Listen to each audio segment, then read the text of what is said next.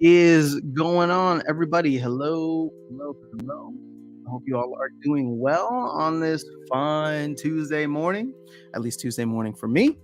And yeah, we had an interesting town hall last night. I have not put together my five biggest takeaways because this week I am waiting for them to I am waiting for them to put the official post together. It's just easier for eye candy and reference and all that. And I still want to listen to it kind of a second time just in case. But we can definitely talk about it today, especially since we are going to have maintenance very soon. But to start off with, we are down under 200,000 packs remaining.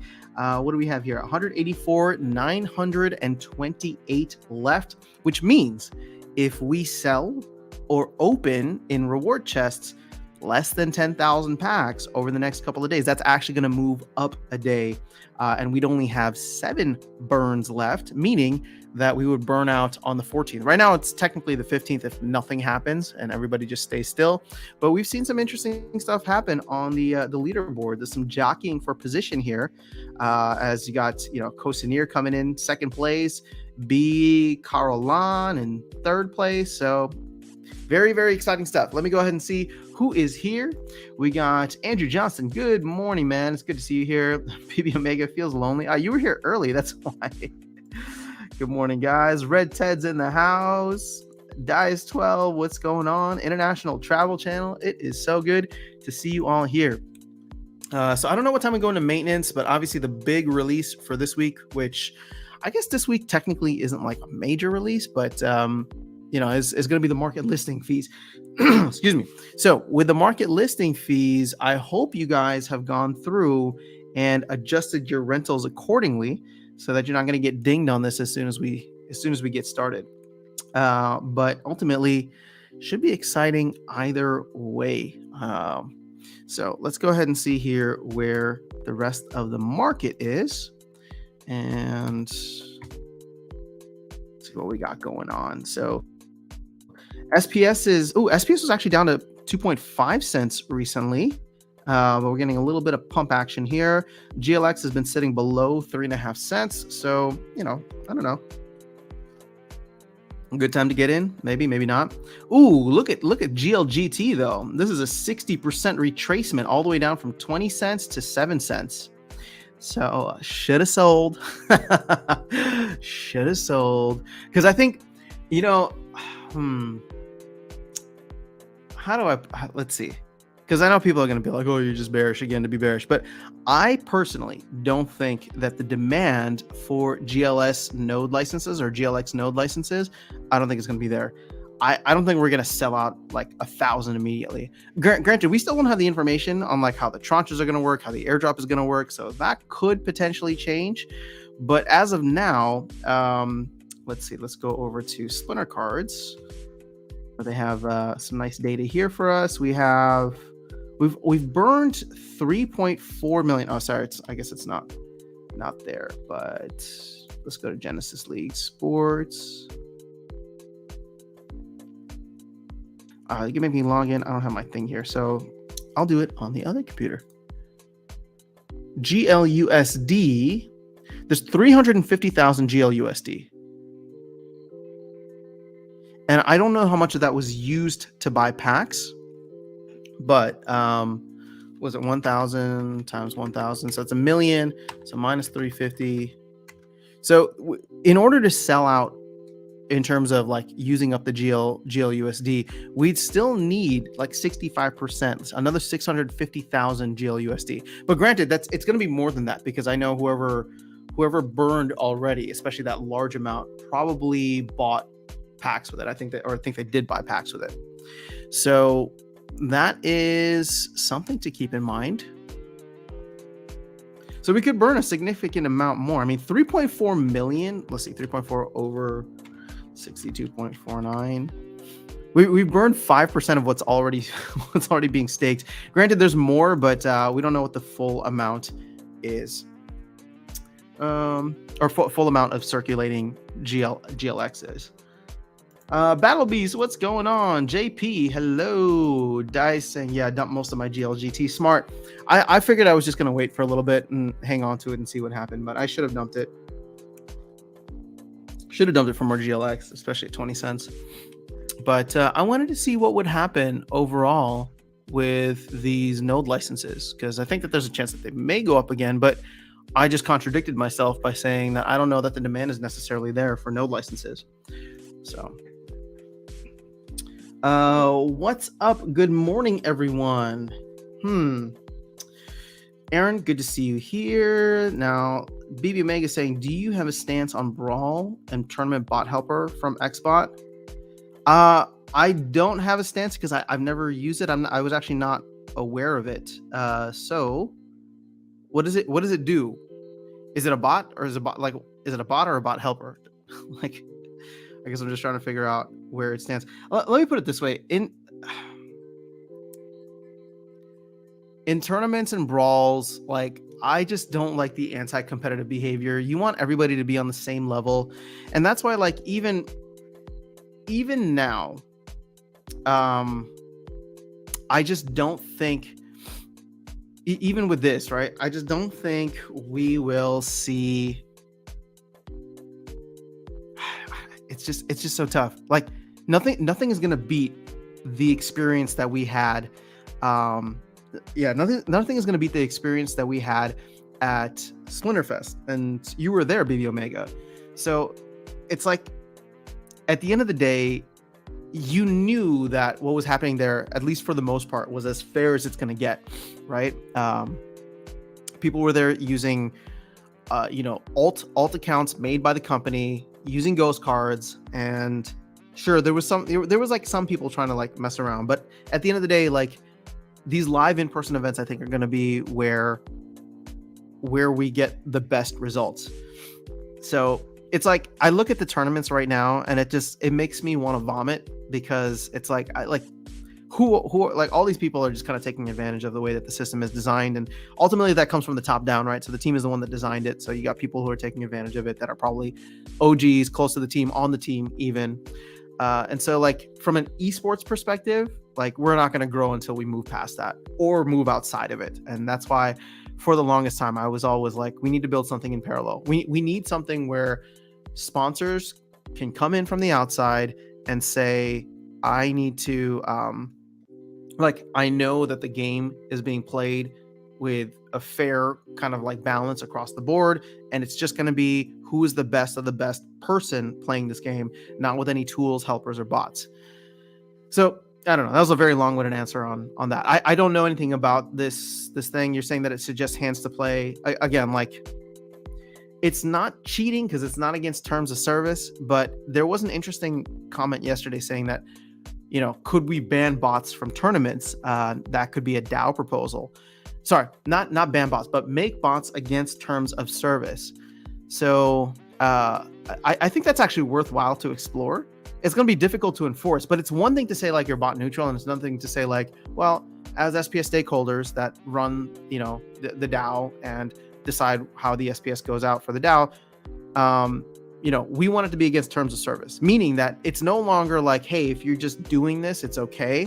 It's like, well, it's going to be difficult to enforce, but if we catch you, you're now doing something wrong. Even if we don't catch you, you're now doing something wrong, right? It's against the terms of service, and if we find a way to catch you with evidence, whatever, and enforce it, then we will. But it's a interesting kind of road to go down, but it changes the overall attitude, top-down perspective, and I like that. Looks like Aggie is testing Soul Keep today. Did he post on Map Chat? Oh, okay, he did. Soul Keep. Okay, I'm digging this. I got addicted to Bloon TD for a while. I could definitely spend many an hour playing this. God, it looked like the screenshots just look so clean and so fresh compared to Splinterlands. And I love the creative team. I love the design team, right? But obviously, there's a way that we gotta grow, and we gotta do more. But you can tell that Double Coconut like has experience making games just from the couple screenshots that they've posted in Map Chat. Virus, what is going on? Red Ted, yeah, until we see more of the GLS game, no demand for nodes, especially except from SPS node holders. That's the biggest thing, right? It's just like GLS is Like obviously, I have some assets tied up in there now too, but there's no game yet. And I just feel like until we see a game, demand isn't necessarily going to come in. People are speculating. People are speculating hard, right? Like, they're throwing in a crap ton of money into cards and packs they've never seen, into a game they've never played that's never been shown, right? And it's just like, I admire the bullishness. Maybe I'm even a little envious of the extra capital that you have to be able to throw into something like this. And I have definitely been caught up in the FOMO, chasing some of the yield with GLX, right? But ultimately, like, it's unproven. And the only reason that I have any faith in it succeeding is because Splinterlands is, it came out with a decent game. So the lack of info on tower defense yesterday was kind of disappointing. Oh yeah, I mean, what'd you expect? Still said I couldn't keep my Splinterfest temp account. Oh, that sucks. Aaron saying, personally pumped for tower defense. Yeah, I am excited for tower defense too. I just want to, again, it's just frustration with the lack of communication and the lack of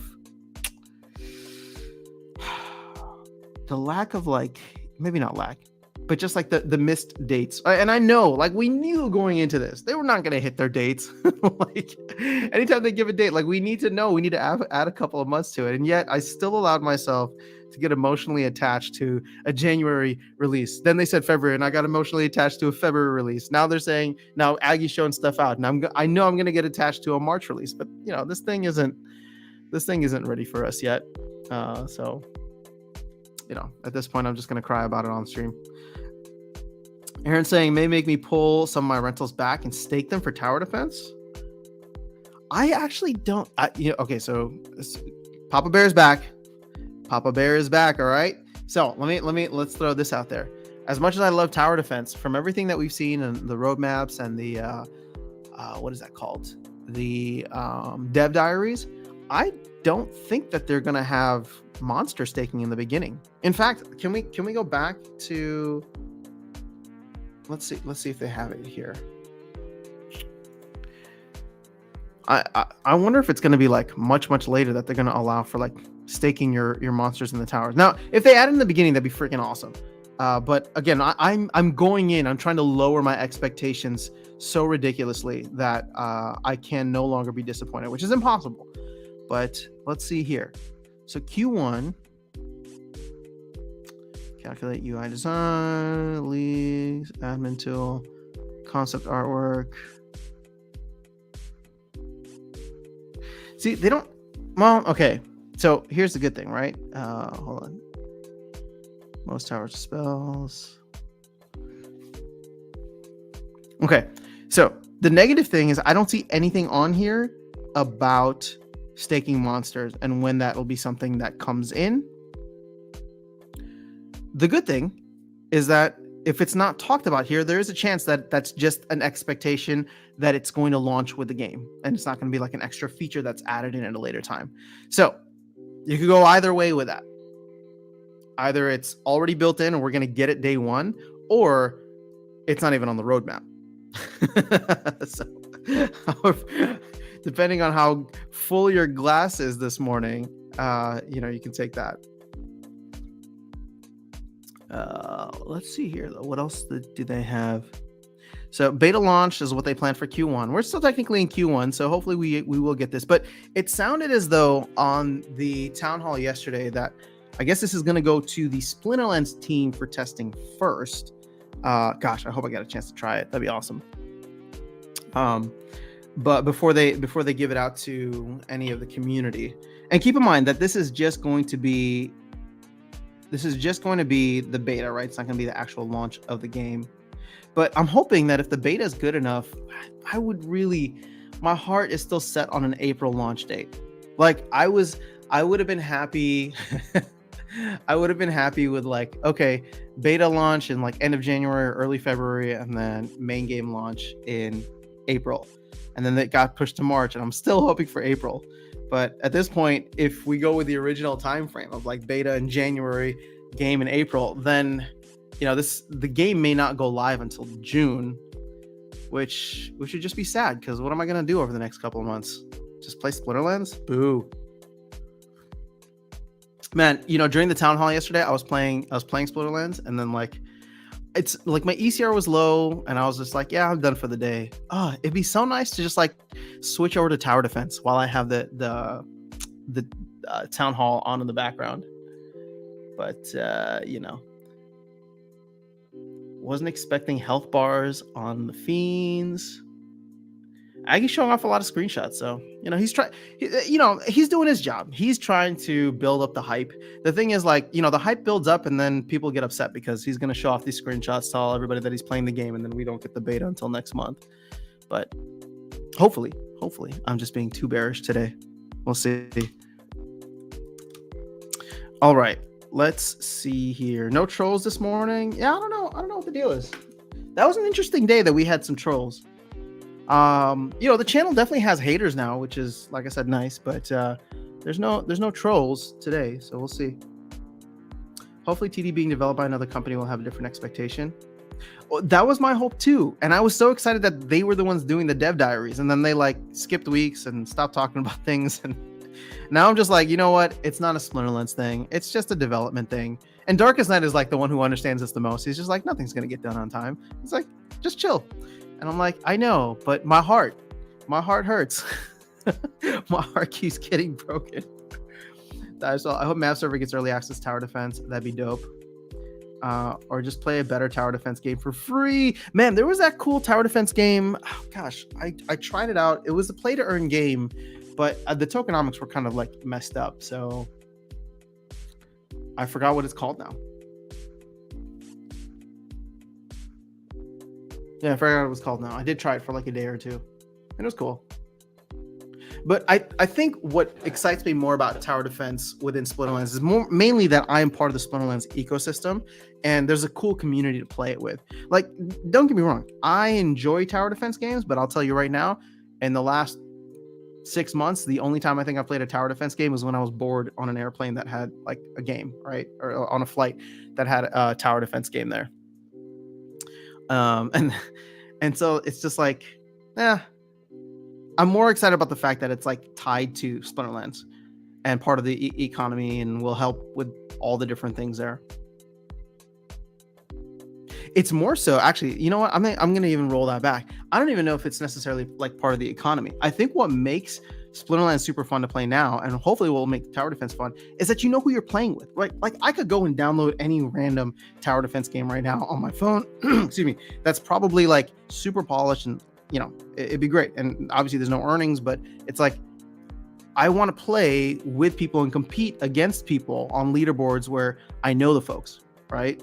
And so being able to jump into live streams a couple times a week like we do here, and play games against folks, or do competitions, see leaderboards, all of that, and talk about folks that I know or have maybe even met at Splinterfest or have met virtually through here.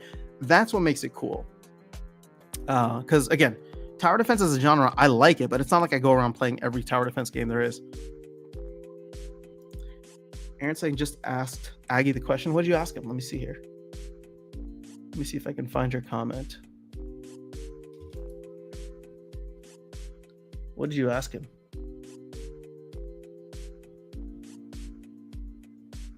I don't think he responded to you though, because I can't even find your question.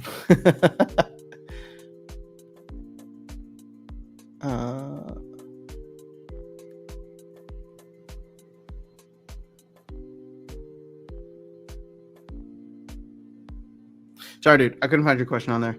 Back a bunch of Kickstarters. You'll learn to temper expectations very quickly, or you'll go mad. Yeah, again, this is where we're kind of in between two extremes, and I think this is something that the Splinterlands team will hopefully sort out better and become better at in the future. I think they've already done that in many ways, and hopefully this planning session that they have coming up will be another way that they can kind of reinforce or improve on it. And what I'm talking about is setting expectations, right? Actually, you know what? This is a great segue into this, because I still have I still have the roadmap up here. And so check it out. Like at the beginning of the year, right? So, two months ago, a little over 2 months ago, when they came out with this, actually it's less than 2 months ago because they gave us this like mid-January. But either way, this was written at the beginning of January. Here's what they set out to do in Q1 of 2023, right? DEC batteries, done. Season rentals, done. Group sets, additions by set, done. Validator nodes live internally, yes. SPS delegation is not, but there's still 3 weeks. Land, you got the market functionality available. They're saying that the map view and surveying will be done by the end of the month. So, we're going to hold them to it. But soulbound reward cards, done. Quarterly promo card, they teased that last night. Not done, but hopefully should be here in the next couple of weeks. And then ranked battles, new rule sets, done. League rating point changes, done. 3 rule sets per battle, done. I would say, looking at this, they did a phenomenal job delivering on the roadmap. So obviously the big ticket items here for me personally, right, were land. Or sorry, I shouldn't say for me personally, but for the community and for the project overall is land, and then getting the SPS validators with the delegation live. Those are the 2 big ones, and obviously we're still having a little more, we're still having a little more time to go with it to wait to see if it works.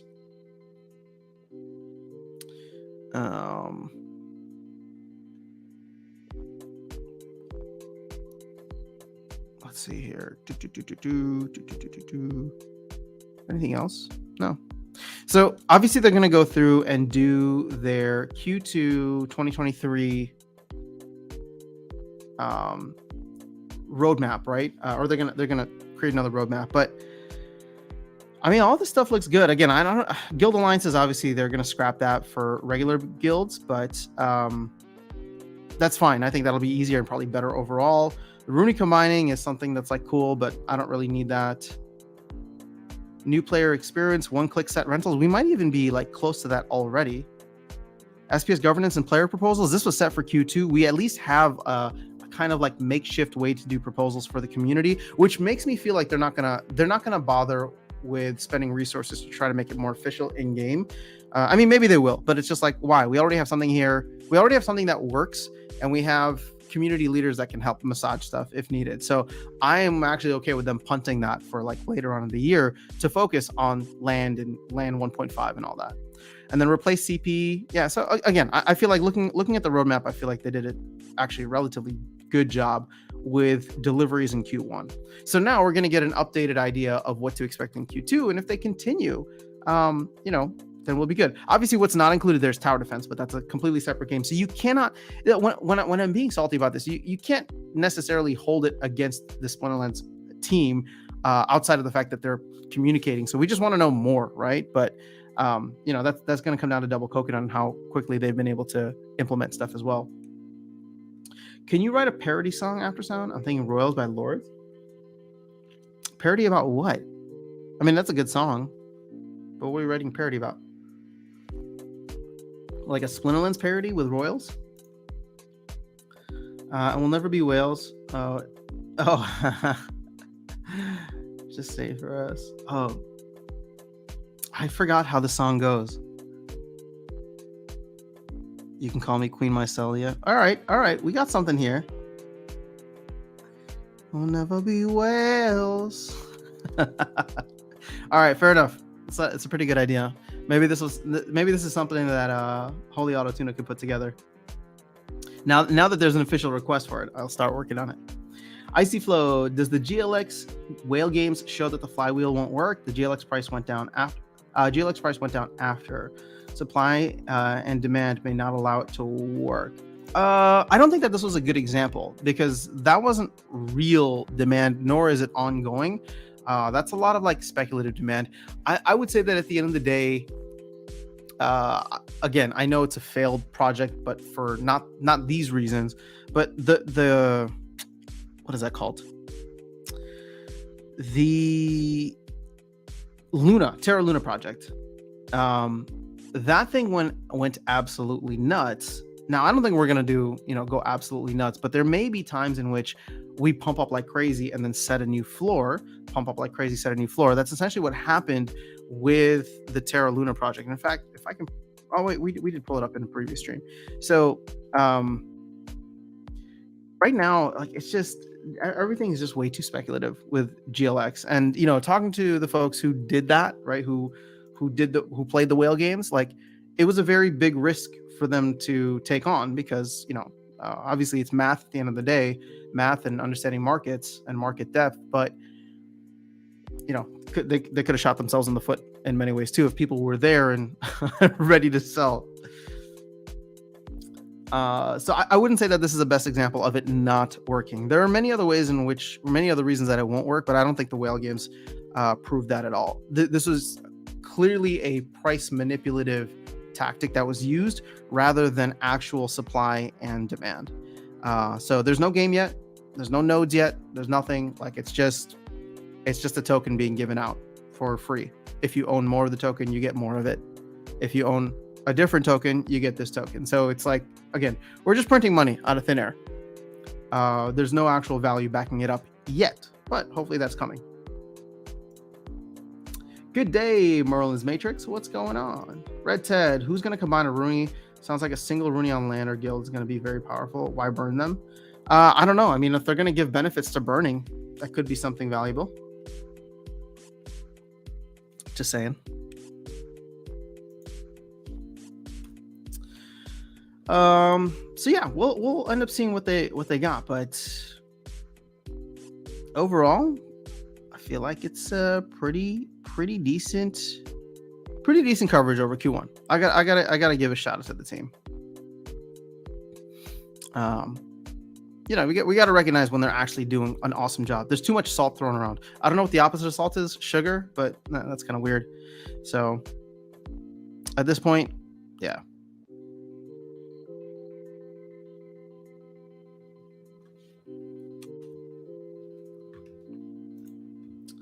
What is going on, Max Mock? Icy Flow is asking, who was it? Who was what?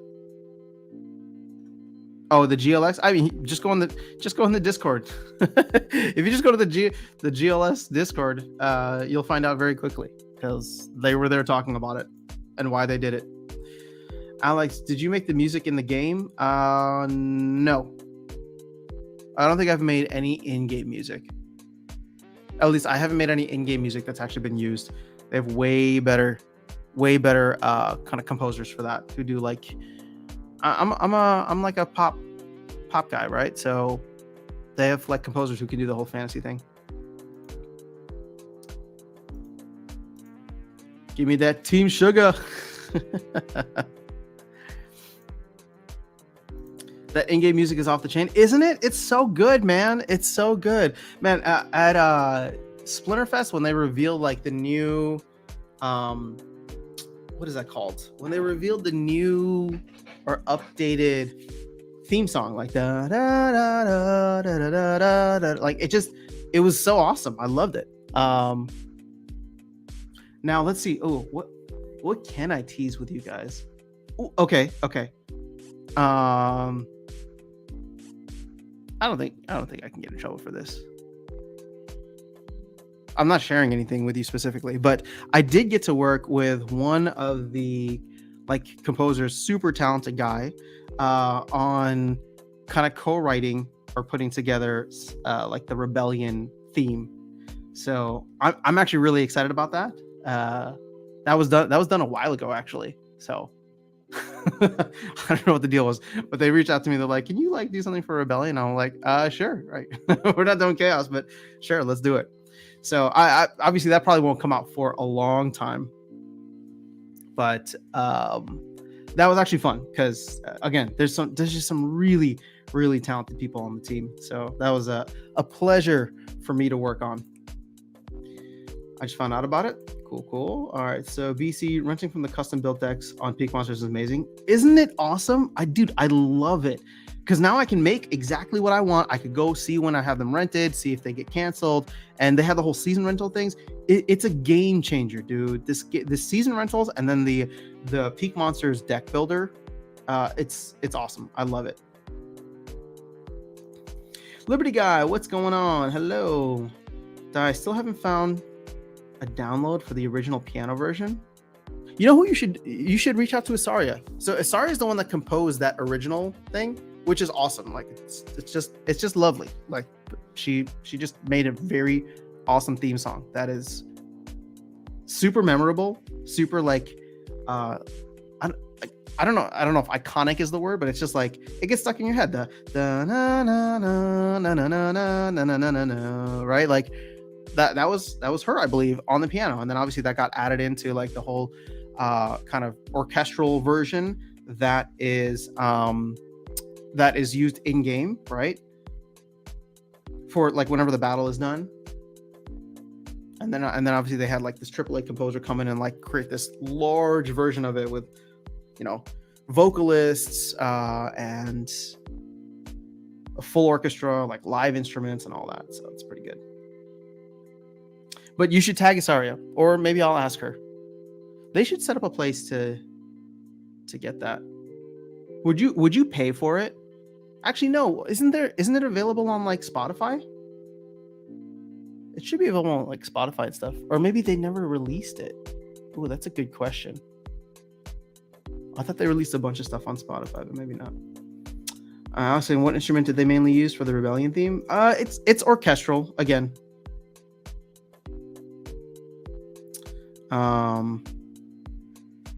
Yeah, so I don't know. Now that I think about it, like I don't know, like I worked on it months ago. I'm actually really curious now. When did I finish it? Because it was so long ago. Like when I say long ago, it's just like obviously it was still this year, but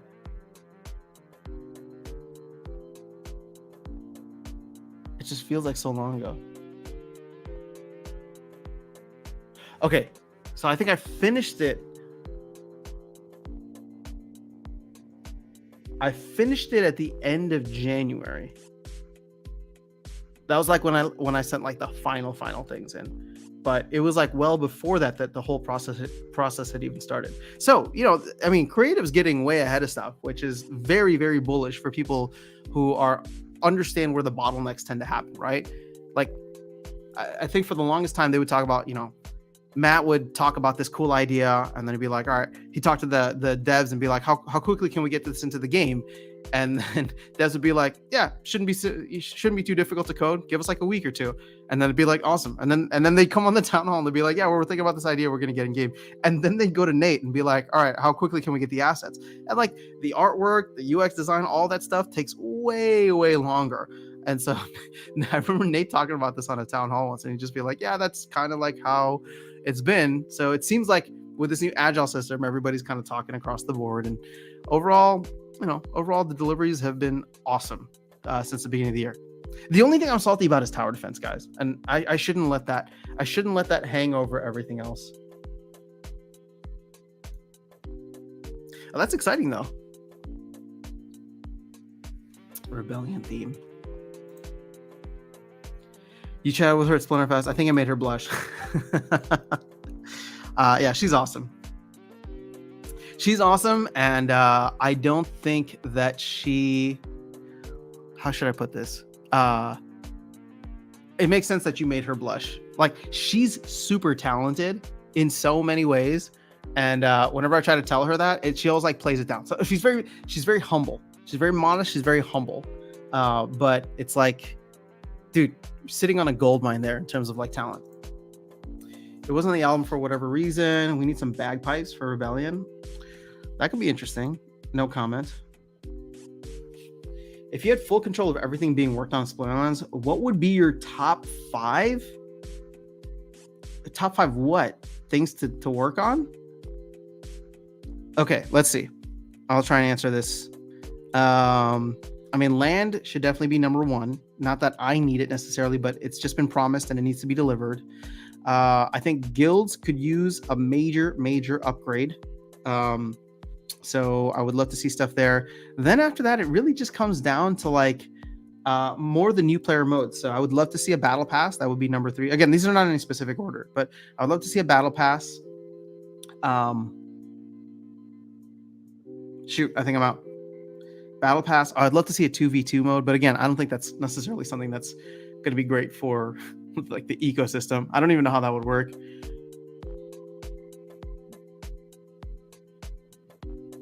I don't know. Maybe if you can clarify exactly what top 5 things, or if that answers it, then I guess I gave you 4. Bagpipes will be cool. Oh, new insight. Bagalita. See, here's somebody with a new username coming in. Welcome to the stream. You may not be new to the channel, but I don't think I've seen your name around before. Aman, same thing with you. Do we need DEC or DCB for staking on land for 1.5? Okay, so Aggie actually answered this in the town hall yesterday. DECB is not good for staking, right? DECB is only for when DEC gets burned. DEC staking is going to require something else entirely. Sorry, not something else. It's going to require regular DEC.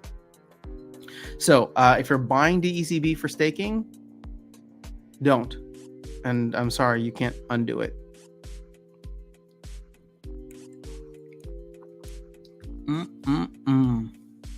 All right, let's see what else we got going on in the markets today. All right, sorry, not markets. Let's go back to Splinter Fest.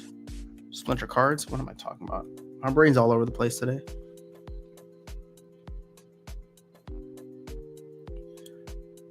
SPS down to 2.6, GLX 0.033. Bitcoin is sitting interesting.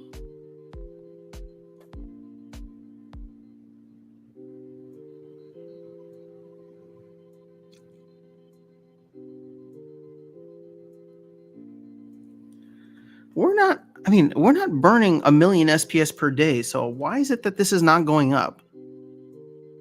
I thought we'd be over 1 billion by now if we were printing a million SPS per day.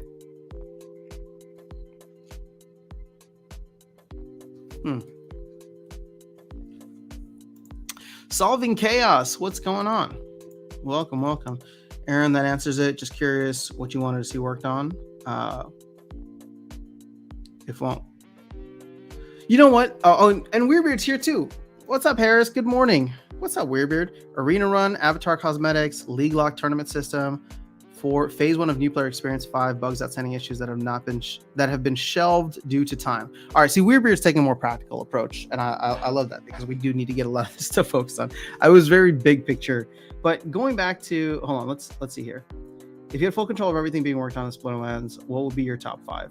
Okay, like I said, land will be probably at the top of that. I know I said guilds as well, but I'm going to remove that. I think there can be some cool things added with guilds, but okay, let's start from the beginning here. Top 5 things that I would love to see. I'm going to try my best to get them all in a row. Again, or not in a row, but land, we should be definitely making progress on that and chop it up into little bits and pieces. That's awesome. I would actually love to see more work put into like the ranked system. I think there's a lot of cool ideas that have been thrown out and maybe ideas that haven't been thrown out, but it's, to find a better way to do like ranking, even if that means like you get to the end and then there's like a tournament right at the end of every season, that would be cool. Tied into that, I would love to see more focus on like esports related things. Obviously this is going to be a little higher level and it might be further down the road because there's just other things that need to get done within the game, but I want to see more ways in which people can be competitive.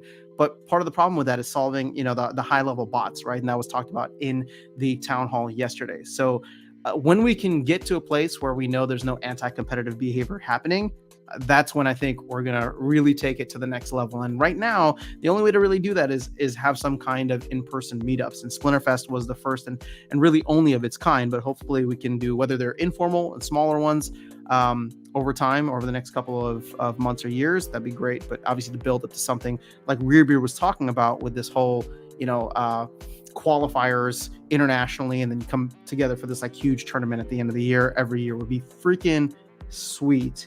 Number 4, I will put guilds again, just because I think I'd love to see more focus on guilds, all the stuff that they talked about, making it more Web3 focused, where people kind of like have a share. It's not necessarily tokenized, but it is going to be something worthwhile where it's just like you can contribute a bunch to your guild and you don't lose anything because you don't have any power there. If you get kicked out, you get booted, you leave, you still have the value that you put in the DEC that you burned with these contribution points. So I would love to see that implemented, as well as just more stuff for the guild to potentially do together, right? So maybe like some sparring or challenges within guilds. that you could do. Maybe you can host internal guild tournaments, right? You can host stuff just for your guild. Now, granted, you could do that now, but if there was like an infrastructure for it to do like 2v2, more training things, like, make the guild, it's already a sub community. So just make it even more. Like, we could just get together. Like what our guild started doing recently, and we're not consistent with it, maybe like every other week or so, is we just get together. We hop on Discord, a couple people chat, and it's just like, yeah, let's do some battles, and let's like, we're bringing the community closer together, the sub community closer together. And so having more ways to do that and kind of playing in our own little sandbox as a guild would be really, really fun. Number 5, I don't know. I think I've run out of things, but that's where I'm at. Okay. Let's see what else we got here. Bagalita, I don't understand. Chief Burning Elk, but you did put smiley faces, so I'm gonna give you a thumbs up. Did the math on my 9 plots, and it's over $1,000 to prep for land between DEC packages and card staking. Ooh, yeah, no, it's expensive. If you own a region, I believe the cost when the cards were going for pennies or a single penny, there were more than that now. But if you look at the cost of like a region, I think we calculated it as like $80,000, right? To get everything, right? Your 3 different land packages, and then the DEC that you would need to stake 5 maxed monsters on there would be $80,000. If you take the monsters out, it's still, I think, going to cost, how much would it cost? It would still cost $60K, I think. Yeah, $60K. So Stage Survival is asking Weirdbeard, how do you find out when Ghost Card tournaments are going on? I don't see them drop that menu in the area. Oh, Weirdbeard bringing in I believe it's Tagalog, right? I just don't understand it. But thank you for translating, Jedi Sky Knight.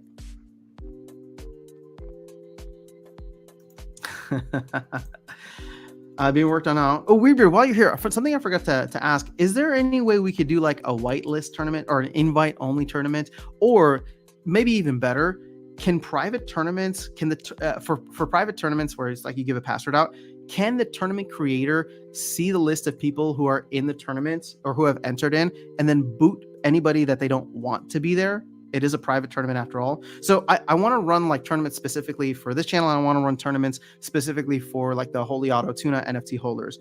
And I just don't like the idea of like putting a password out there.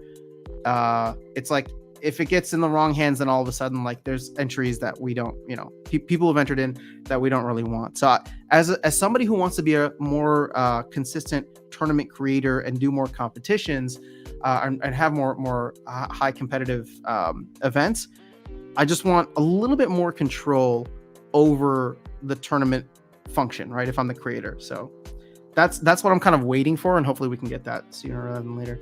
Card filters for the win. What's up, Brian Wu? Let's do the packs prediction. How many NSL packs do you need with 100 to win 100 plots? Okay. Let's play that game. I'm down. We got a little time here.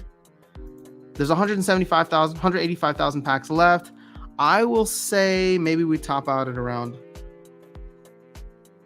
I don't know if this is bullish or bearish, but 12 to 15K. I'll go with the high end of that, 15K. I think there's going to be some major moves towards the end. I think a lot of people are just waiting. So if we're already at 8,400 for the top spot, I can see it being significantly higher than that. I'll go with 15K. How about you guys? Sold my level 3 quicks for $35? Wait, that's so cheap. Level 3 quicks to enter into Splitting Forge during pre-sale. I bought 50 packs just to get the ring. Our marketplace launched sold the ring for 128. Put in a few more bucks and I have land for me. Nice, Aman. Well played. See, people just know how to work the market. Do your thing. Good day, Alistios. What is happening? Good to see you here, man. Haven't chatted with you in a minute. All right, you talking to Weird Bear there. Cool. Alistios saying, personally, I think land. What does it say? Land sure is a must, but in order to facilitate new player adoption and retention, a clear tutorial on how to do everything. Yeah, I mean, we're getting there. I think the new player experience has definitely been given a little bit more attention, which has been awesome. The novice, for people playing in novice, it's great. The nifty onboarding, the peak monsters deck rentals. Do we need, how much hand holding do we need to do? Obviously, you want to make it as easy as possible.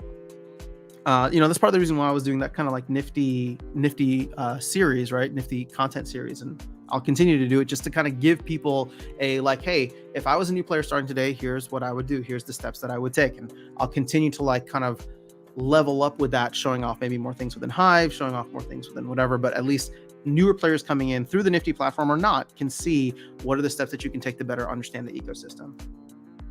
Vilson, what's going on? Alicia's reach on Discord and I can share some alpha about the NPE. Oh, there you go. See, Weirbeer's got it. And a lot of reward cards are pumping decently, especially the epics. Maybe now's the time to sell. He's literally my neighbor, about 100 yards from my home. That's awesome. Man, I don't have anybody who plays Splinterlands like 100 yards away from me. I don't even know anybody in the same city. I mean, I know there's people here in the Houston area, but booting players is on the list of complete tournament overhaul that we have given to the devs. Sweet. Okay, it's just a matter of getting it prioritized. Got to have devs able to work on it. Okay, yeah. I mean, just a little bit more control would make things awesome. Because then you don't necessarily need to do invite only, but it's like you give the password out, and it's just like you go through the list. I mean, it's more tedious, right? Because you go through the list and you're like, well, okay, this guy isn't necessarily on the list, so he's gonna get booted. He was given the password from someone, right, when he shouldn't have been. Black Coffee, what's going on? Otherwise, any marketing effort and listing on exchange, etc., is a waste of money if you bring traffic to our game, but you don't convert them to new staying players. Okay, I'll disagree with half of that. Marketing effort right now, I don't think is worthwhile. And I think that's probably why we haven't seen the team really go heavy on it. I mean, Brave ads, Google ads, they're only going to do X, Y, and Z. The listing on exchange, though, I think is a good move in a bear market, because if it's significantly cheaper and you score a top 5 exchange, right? Any of the ones that they had listed on there last night or listed on the screen last night, I'm okay with that, because you don't need the on-ramp. Like, you need the on-ramp, not necessarily right now, but you want it built out now so that when the new players come, they can easily look and say, oh, well, it's here. It's been here for a while. Sure, will the initial thing just be a potential like mini pump and dump for people that want to like play that? Yeah, but that's fine. That happens to like literally every coin that gets listed on a major exchange. But in the long run, and when we're talking about like 6 months from now, it'll be better, especially if the market is in a hotter space, right? And the market is up, and therefore some of the exchange listing fees go up because they're expecting we're back in a bull run. So you secure that now, and then 6 months later, it's already like, oh wait, SPS is already listed on XYZ exchange. I can go to any of these and get SPS. Awesome, I'm in. Let's freaking do it. Wilson, cards have been pulling for days now. Do you think it's because of land coming? Yeah, I mean, Aggie and Matt also said that they were going to start buying up a bunch of cards. I personally think it's all speculation still. Granted, that doesn't mean that you can't make money on it or you can't do well with it. But, at the end of the day, we have to wait and see. Now, here's the thing. This could just be the beginning of the wave, too, because we've already seen cards pump, especially the lower ones, quite a bit. Just wait until people start to... two things. When people get the land white paper 1.5, we're going to have a better idea of what is coming, when it's coming, and how it's going to work. And then number 2, once people actually start surveying their lands, like let's say, for example, a swamp is going to be good for like death monsters. And so people go in and all of a sudden it's just like, man, like, 5% of early lands revealed were swamps, right? And again, it's just an RNG thing. It's not going to be always 5%, but it's like a bunch of swamps were revealed early. Well, then everybody who's holding swamps are going to go in and clean out your Pellicore Deceivers and your, you know what I mean? Like all the death cards. So it could be the beginning of a wave, but I don't think the wave is going to go straight up from here. I think that maybe we're in a little bit of a crescendo, then fall down, and then we go back up. But that's just how the market works. Wait, I'm your neighbor. Coinbase or nothing. I'm okay with Binance or nothing, actually. Me and Rogue Patton live within 10 minutes of each other. Random little town or random tiny state, but same city. Really. Oh, so you're Midwest too then? Because I think Rogue Patton is Midwest. Cool dude, man. It's always fun chatting with him. And you, of course. But fellow Midwesterner. I'm from Chicago. Been selling my 1,000 O'Shaughnesses. Nice. How much is O'Shaughnessy going for these days? Let's see if we're in maintenance yet. I'm still in the red on my O'Shaughnesses. I'm still very much in the red. And in fact, I'm always going to be in the red because I ended up taking a bunch that I bought at like, $40, $50, and then combining them for my maxed. Oh, it's only $2. Oh, I thought it'd be higher than that. I thought that'd be way higher than that if you were selling. It's also going to be interesting with chaos cards because the floor on a lot of reward cards is getting close to the floor for chaos cards. That's a good point. You're right. There's way more reward cards than there are chaos cards. So once we start hitting that, especially, well, here actually, so this is a great way to look at it. Let's look at the chaos and reward commons. So obviously you have your like penny cards here that are starting to slowly drift up. But when we look at these guys, I mean, these are at 3 cents. So you're absolutely right. Actually, let's take out the rewards cards now. Like at some point, these guys might be way more desirable than the 3 cent floor that they're at. Now, this is not financial advice. I'm not telling you to go and buy these cards. But at some point, if we start eating through the reward cards, because everybody thinks the reward cards are good, and they are good right now. But once they hit 3 cents, for example, then all of a sudden it's going to be like, well, like, which one do I want more of, right? Which one could be better in the long run to hold, right?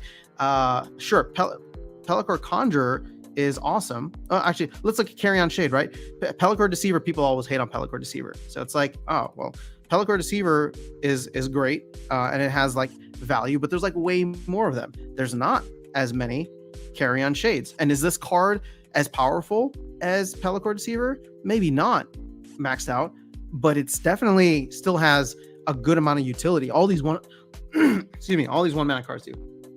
Sorry guys, let me get some water. Fresh. Brian saying leader of end of sale are paying $2.5 per pack. Let's say if the community are willing to buy packs for $2 each, you actually make money as your loss. 15,000 packs times 0.5. Oh yeah, I mean, whoever's willing to drop that is going to get immediately rewarded. That's why I think there's going to be fireworks at the end. It's just I thought the fireworks would start early because it was a game of chicken, and I thought that somebody was going to pull the trigger early, like they would just get jittery and pull the trigger early. But people have been incredibly patient.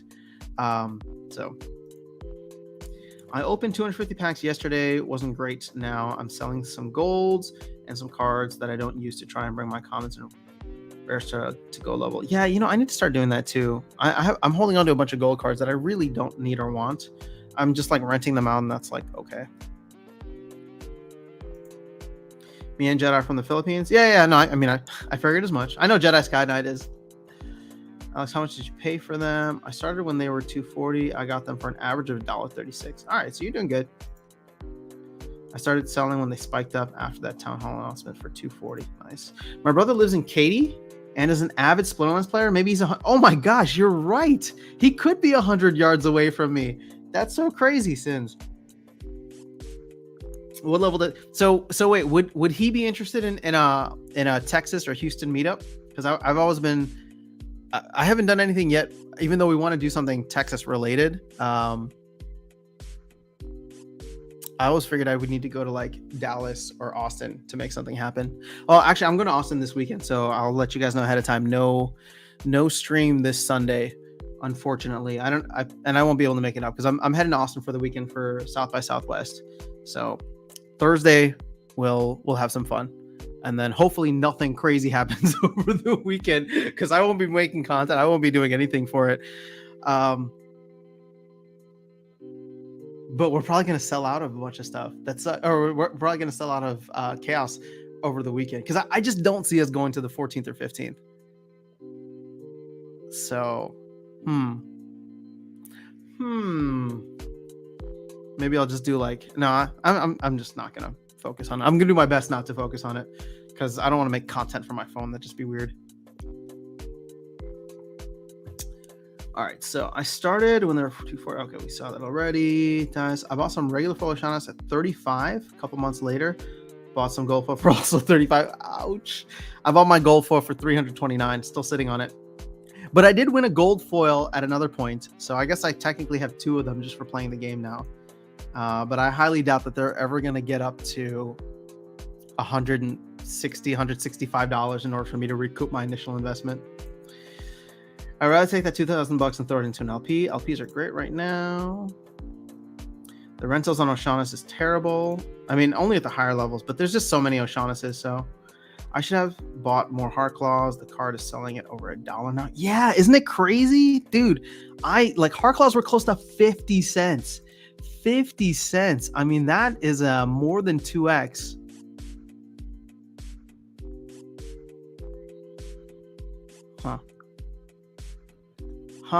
Indeed. Do you have all your summoners maxed for gold? I do have them maxed for gold. I have a couple. Oh, well, I guess I can just show you. Yes, they're all maxed for gold. I don't have anybody higher than that though. I'm sorry. I do have someone. I believe it's Kelia, who I got to level 7, and I'm just struggling to get to level 8 now. So own summoners for chaos.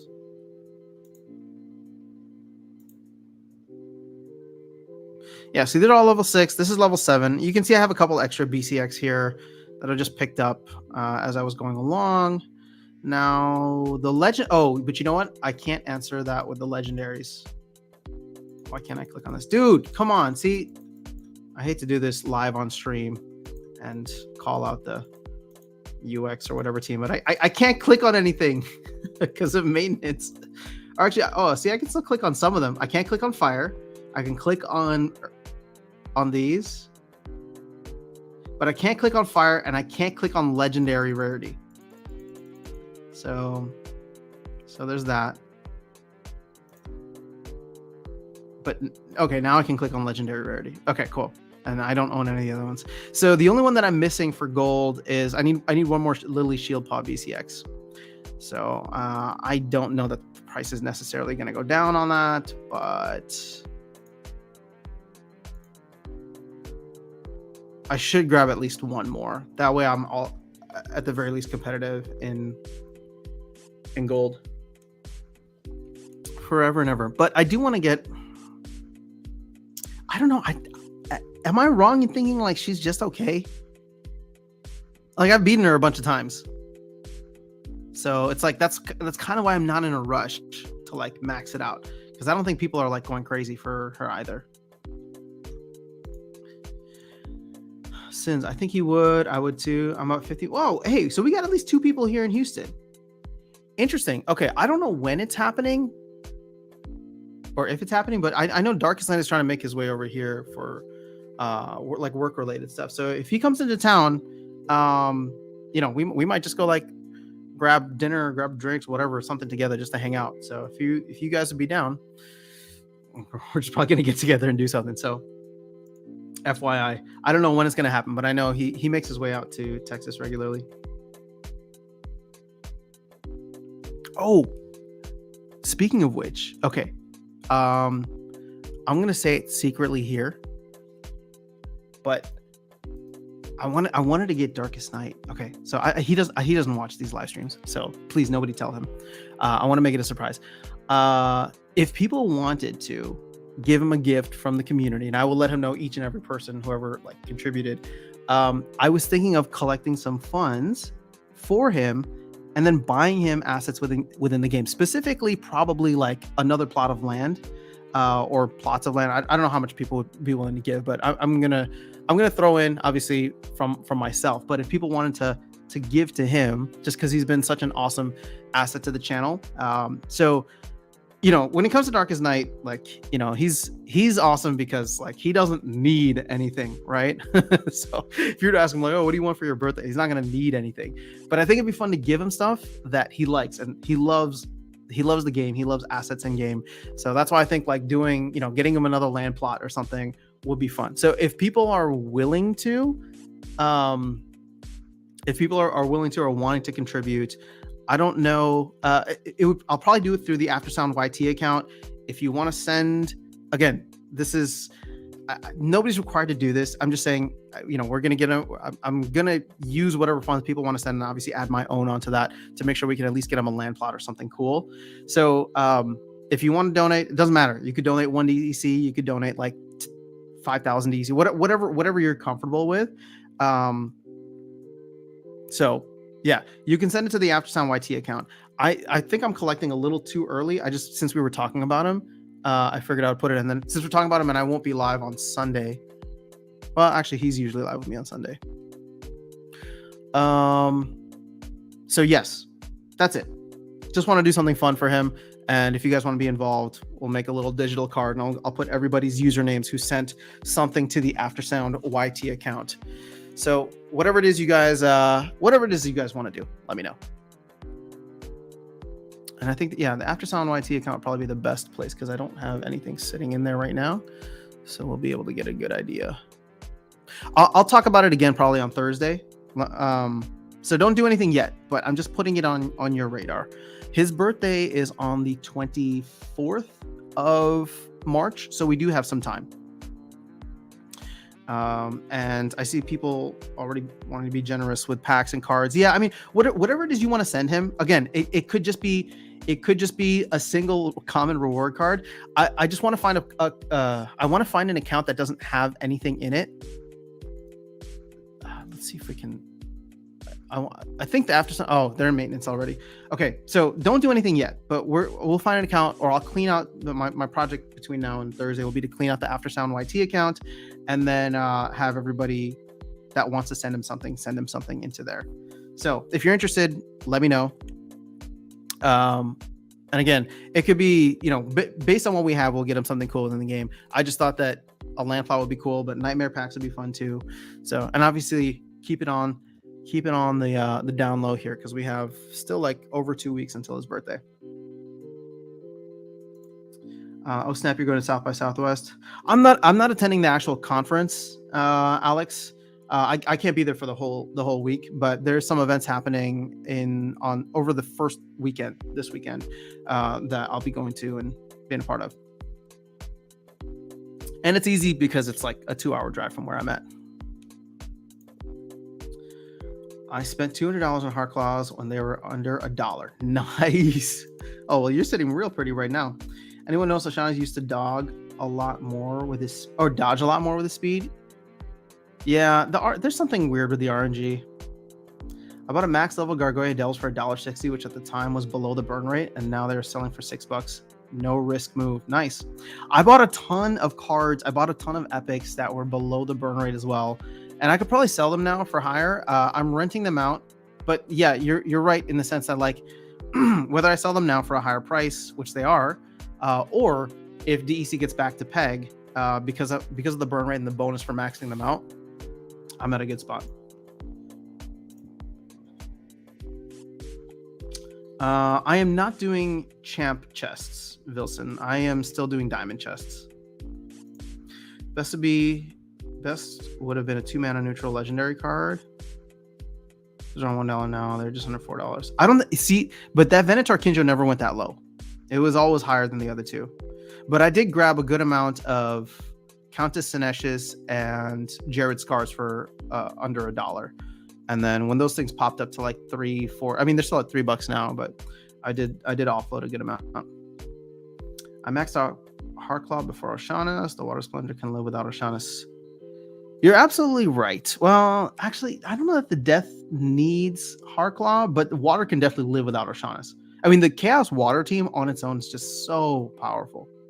So powerful.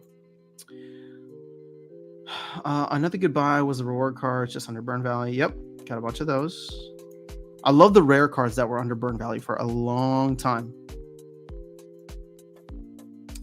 I bought Heartclaw when it was 85 cents. Dude, I remember seeing it 55 cents. I mean, I didn't buy it, but you know. I will buy more cards once I can sell my vouchers for 325. Coming soon. All right. Where should we donate for the DK plot?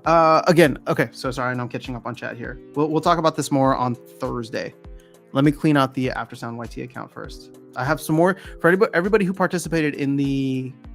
For everyone who participated in the group buy that we did, I still have a little more DEC to send you. That's coming in from the Lily Shield Paw cards. I got the airdrop for them, so I need to sell those, and then once we sell them, we will.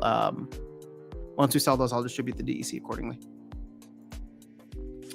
Morning. Yes, we can donate cards, nightmare packs. Yep. Okay, cool. I got here later. Oh, we were talking about Darkest Night. His birthday's coming up soon. It's like I'm whispering here, but it's like that doesn't even mean anything. How are we gonna keep it from? Well, I don't think he watches the in-week live streams, so I think we're safe here. Is $1 for like a week? Oh well, nice find. How many do you usually get? Just asking. Can I compare and see how much more I can get after leveling up some cards for gold? How many do I usually? Okay, so I get on my dailies. I get diamond chests.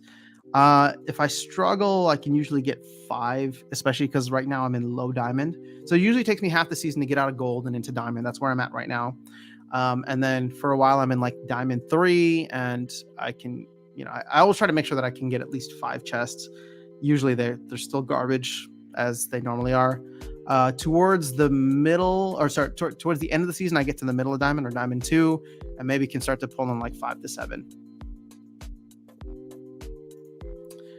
Yeah, I got 6 max level Jareds at 955 each. Silly. Wow, nice.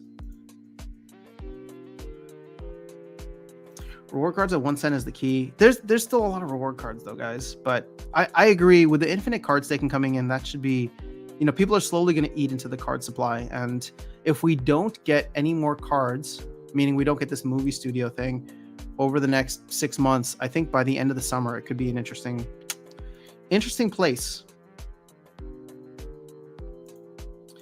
Finally got a gold foil reward card. Gold foil legendary. After 1.5 years of playing. And it had to be a... I've only gotten 1 too. Just that O'Shaughnessy. I don't think I've ever gotten another gold foil legendary. So I'm right there with you. Grumblade legendary for 1.5, best legendary out there, or one of the best. Is it really $1.50 right? No, there's no way. These cards have gotten way more expensive. I mean, like a season end, I get around 45 to 50. Oh, okay. So I usually get around 55 to 60, like low 60s. I think I had a good season last season where I got like 62, but it's ranged anywhere from like low 50s to low 60s. He's only good with Yasik. Yeah, but that's fine, because if you can play Yasik, then you're good. If you can play Yasik, Sinesh, Supply Runner, I mean, Grum with a speed of 5 and Pierce, outrageous. I'm kind of taking a break from buying cards because I do have over 1,000 max. Oh, nice. So you're set for you have a tract, right, Steve? GFL still a dream. You'll get there, man. Oh, the water legendary is the best one. That's the one I need. I got the life one, which I've never even used once. But I would totally use the Kulu, is it Kulu Mastermind or something?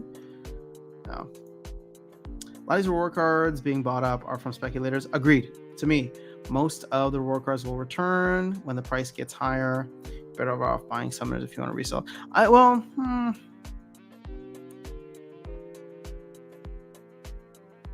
don't know. I mean, it's definitely speculation now, but it could slow down.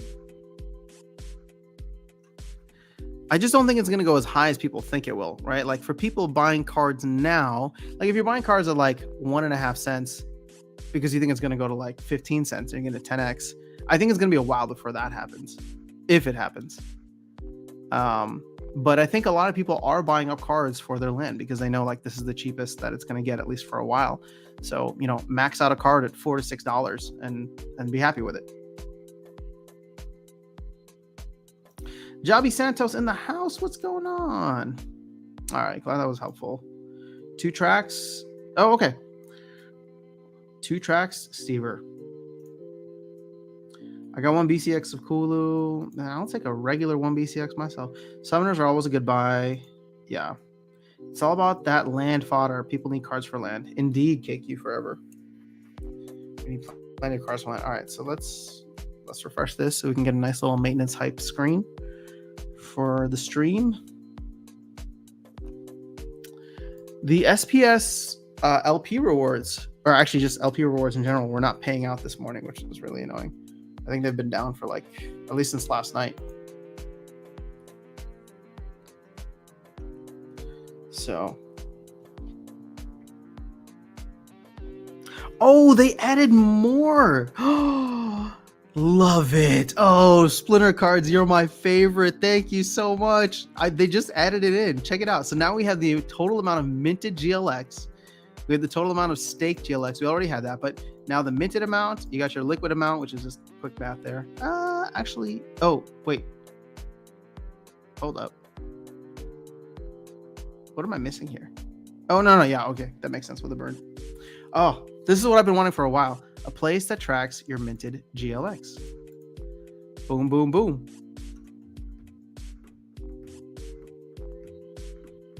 This is kind of crazy when you think about it. So there are only, so there's 2 billion total GLX, but with the current distribution schedule, if no other games come into the mix, no other projects come into the mix, the max that we're going to see when it comes to GLX is 600 million. So we're already like almost 1/6 of the way there. Obviously, there's going to be future partnerships, but hopefully those future partnerships add more value to the ecosystem and justify the printing of, 50 to 100 million more GLX. But even still, by the end of the year, we could probably figure out where we'll be. I don't know how much we're minting right now per day, but that will be good to kind of track, because the only thing that's paying out right now, the staking rewards, which ends in November, the airdrop, which ends in November, and then we do have 2 things that are going to come on board for 65 months, which would be the validator node licenses. I think that's going to happen probably relatively soon after the sale, which is slated for this month. And then the LP rewards, which probably wouldn't have started originally like until Q3. But I don't know if you saw my video this morning and the town hall last night. It looks like the team is considering to pull that up to start paying out some of the LP rewards sooner rather than later, because of the kind of whale games that happened last week. So, those could get started, and I don't know how much that would be. Let's see. 65. No, sorry. Is it 100 million? I think it's 100 million. You know what? We're doing the math, so we might as well take a look at the white paper. Oh. Can I just try this? White paper.genesis League Sports. Oh, nice. It worked. All right, so tokenomics.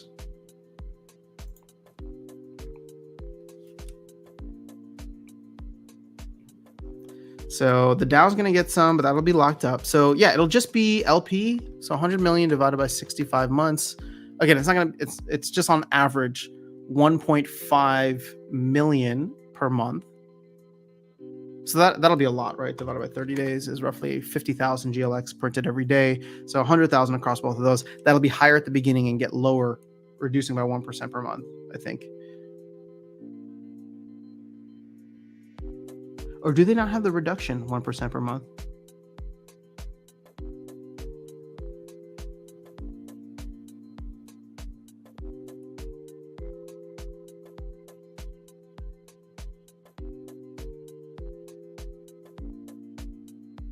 Oh, I guess they don't. That's interesting. I never noticed that. So yeah, it will be about like 102,000, 103,000 per day once those come into effect. I'm close to Diamond League with a bunch of reward cards and a crazy Grumblade. Nice. Bobby says, I agree. What am I agreeing to? Doesn't matter. Strip poker with no cards. Sounds a little confusing. Bye, nerds. Bye. This is a peep show. All right. Well, once again, shout out to Splinter cards. Ooh, and now we have more nuance here too. Not just the 7, 15, and 30, but we got the 45 and 60 day. Oh, look at this. Still within the time frame of when we found, was it 160 million DEC hiding under the bed?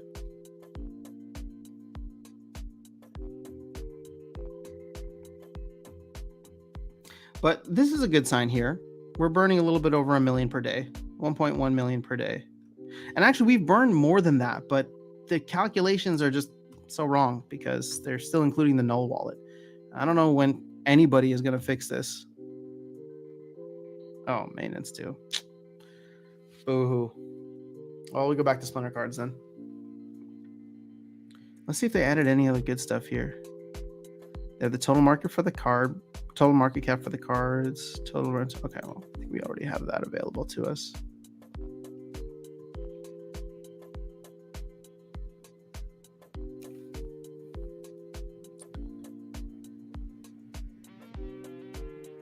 I don't know how much Rift Watchers are selling per day, but it can't be very much. We've been like 20,000 away for the longest time. 65,092.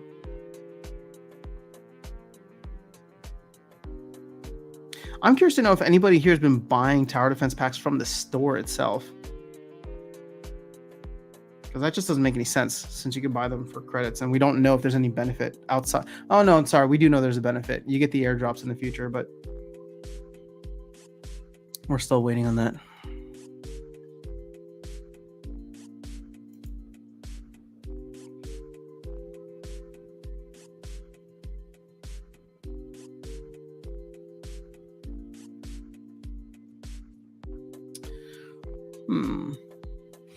All right, let's see. What are you guys talking about here? So will SPS go up once SPS is done dropping? Yes. I guarantee you that once SPS bottoms out, it will never go lower. Okay? That's the most bullish thing I can tell you. It won't go down when it stops falling. Icy flow. I want to know how much DEC is released per day from credits purchased and buying cards. That is a good question. I don't think anybody's really tracking that. Although, no, Peak Monsters is down right now. There's like an SL market that shows like an SL-market account, I think. And I'm assuming that's where the DEC comes from. But we don't know how much is getting released.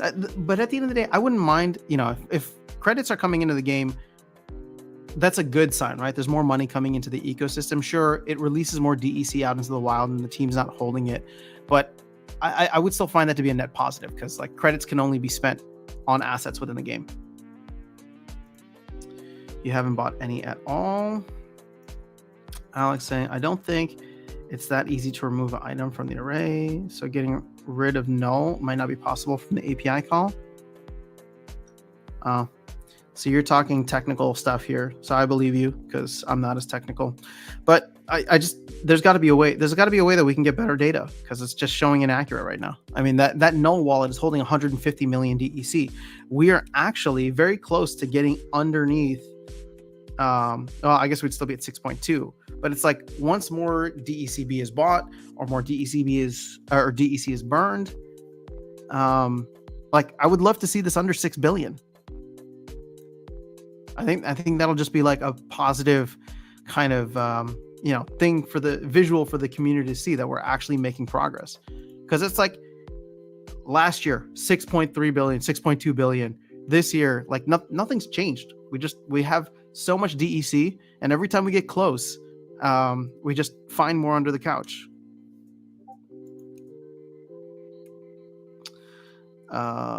All right, so let's see here. Stay around. When I say dropping, I mean when all 3 billion have released. Oh, you mean so when all of the SPS is out there, will it go up? No. I mean, this is the thing, guys. Like, demand drives price. At the end of the day, if people want something, they're going to buy it. And if more people are buying than there are sellers, that's when the price goes up. So it's not that supply doesn't matter, but supply, like in a vacuum, supply doesn't matter, right? So this is why the whole, like, whenever tokens, like they'll like tweet out, or they'll like be like, oh, we've burned this much, whatever token. It's just a marketing tactic. It's just a marketing tactic that has taken over the crypto industry. It's really not a good design, in my opinion. Obviously, you can get excited about it, but that's the whole point. It's a marketing tactic to get you excited about the fact that there's less out there. And sure, ultimately, if and when the demand comes, but again, if the demand comes and when the demand comes, then supply will matter. But like whether we have like 1 SPS out there or 3 billion SPS, if nobody wants to buy it, it's not going up in price. Like that's just what it comes down to. So, they work in tandem with one another. But my thought process is, by the time that they're all out, it's not going to be because they're all out that the price goes up. It's hopefully going to be that because 5 years from now, or whenever we're done distributing SPS, so roughly 5 years from now, the game is going to be in a better place with more players, more participants in the ecosystem, more games on the platform itself, more use cases, more utility. But, that's speculation. That's like, can the team and the community deliver that over the next couple of years? It has nothing to do with the supply of SPS, because that could happen next year, right? That could happen next month. And we wouldn't need all 3 billion dropped. It's just, is the demand going to be there? When SPS falls as low as it possibly can go, it definitely won't drop any lower. Dude, that's what I'm saying. I'm guaranteeing it, guys, right? This is financial advice. When SPS bottoms out, it will never go any lower. When we hit our all-time bottom, our all-time low, it won't go any lower. Actually, it can in the future, but still. If we could tell the future. What should be the best strategy for land if you own a couple of plots? I think not that owning a tract or a region is a bad thing by any means, because you've definitely been able to benefit. But if you have just a couple of land plots, I would say try to max it out. Like I'm planning to go for the whole shebang, right? I want to get all 3 of those items for both of my land plots, and then I don't know if I have the monsters for it though. So I'm one of those people waiting for the land white paper, and then I'll need to start looking at, should I be grabbing more monsters? You could probably manually subtract the amount, but that would be difficult to keep current. Well, yeah, that's what I'm saying. Like, I don't know who needs to write the code. I can't imagine the code's going to be that difficult, but it's like, if you're displaying this on here, so someone like Splinter Cards, they're displaying these numbers on here, right? The actual whatever. It's like, well, could this code include pulling in the null wallet and then subtracting the amount in the null wallet from this actual amount here? But again, I don't know how the coding in the background works. What's up, Dragon? Good morning, good afternoon, and good evening. That reminds me of that Jim Carrey movie, Truman Show, I think. DECB does not burn DEC until a voucher DEC is over 160. It's 118 right now, according to Splinter Cards. Ooh, I didn't even know that was there.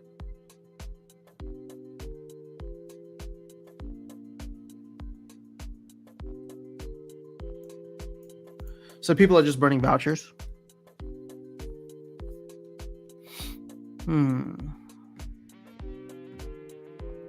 Yet people have burned 150,000 DEC worth. So,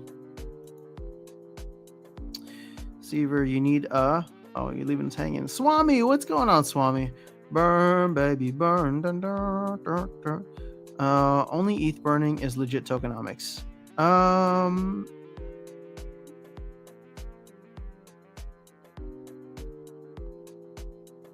I get, as the way that it's set up right now,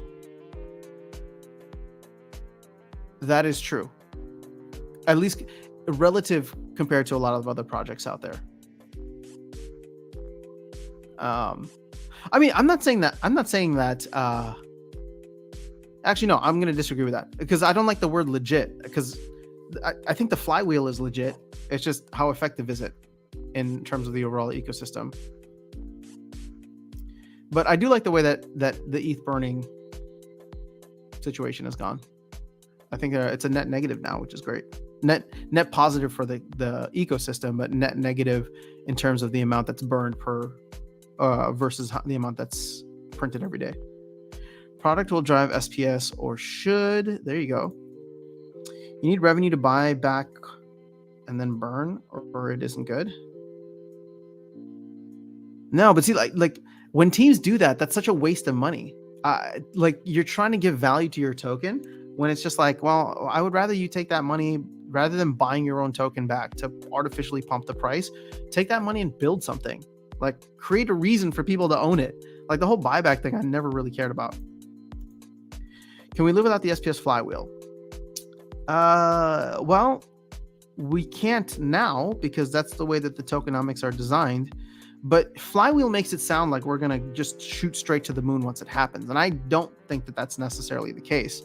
It'll probably be a slow and steady grind up with increasing utility for SPS and then increasing utility for DEC as more and more land comes online, more and more people start staking stuff on their land, which will at some point hopefully create a net positive amount of buyers versus sellers for SPS. And as long as we have that, where there's just consistent buy pressure on SPS for DEC to burn for DEC, then that'll be good. But it could work the other way too, where maybe we get these massive spikes and then it drops down, and hopefully it doesn't drop down lower than it was before. But that would need to mean that we're getting way more utility out of both DEC and potentially SPS in the long run. Right before a tree falls in the forest, did it reach its all-time high? Indeed. My monster promo gets worse every day concerning land. How many land plots do you own, Dragon? See, I'm not worried because I need 10 monsters, and I'm not saying that it's not a small amount of money, but it's also like it's not a region's worth. Some DEC gets burned because people are lazy. True. Pretty sure I can burn some stuff without using any crypto at all. There you go. But that's a little concerning. Stay safe, Bobby. After I need to congratulate you on the latest video with Darkest Night and Weirdbeard. That was epic with Real Alpha and Vision. Yeah, man. Weirdbeard's awesome. I don't know if he's still here, but shout out to Weirdbeard. Darkest Night and I just get on and shoot the shit, man. We just have fun. We'll play some games. We'll talk about what's happening in crypto. We'll bring up some conspiracy theories from time to time. That's what the After Dark Fest is going to be. Splinterlands is going to be a small part of it. The After Dark Fest is going to be probably everybody wear your tinfoil hats, and we're going to get deep down the conspiracy rabbit hole just for fun. But Weirdbeard brings the alpha. So anytime we have the chance to chat with him, big shout out to Weirdbeard.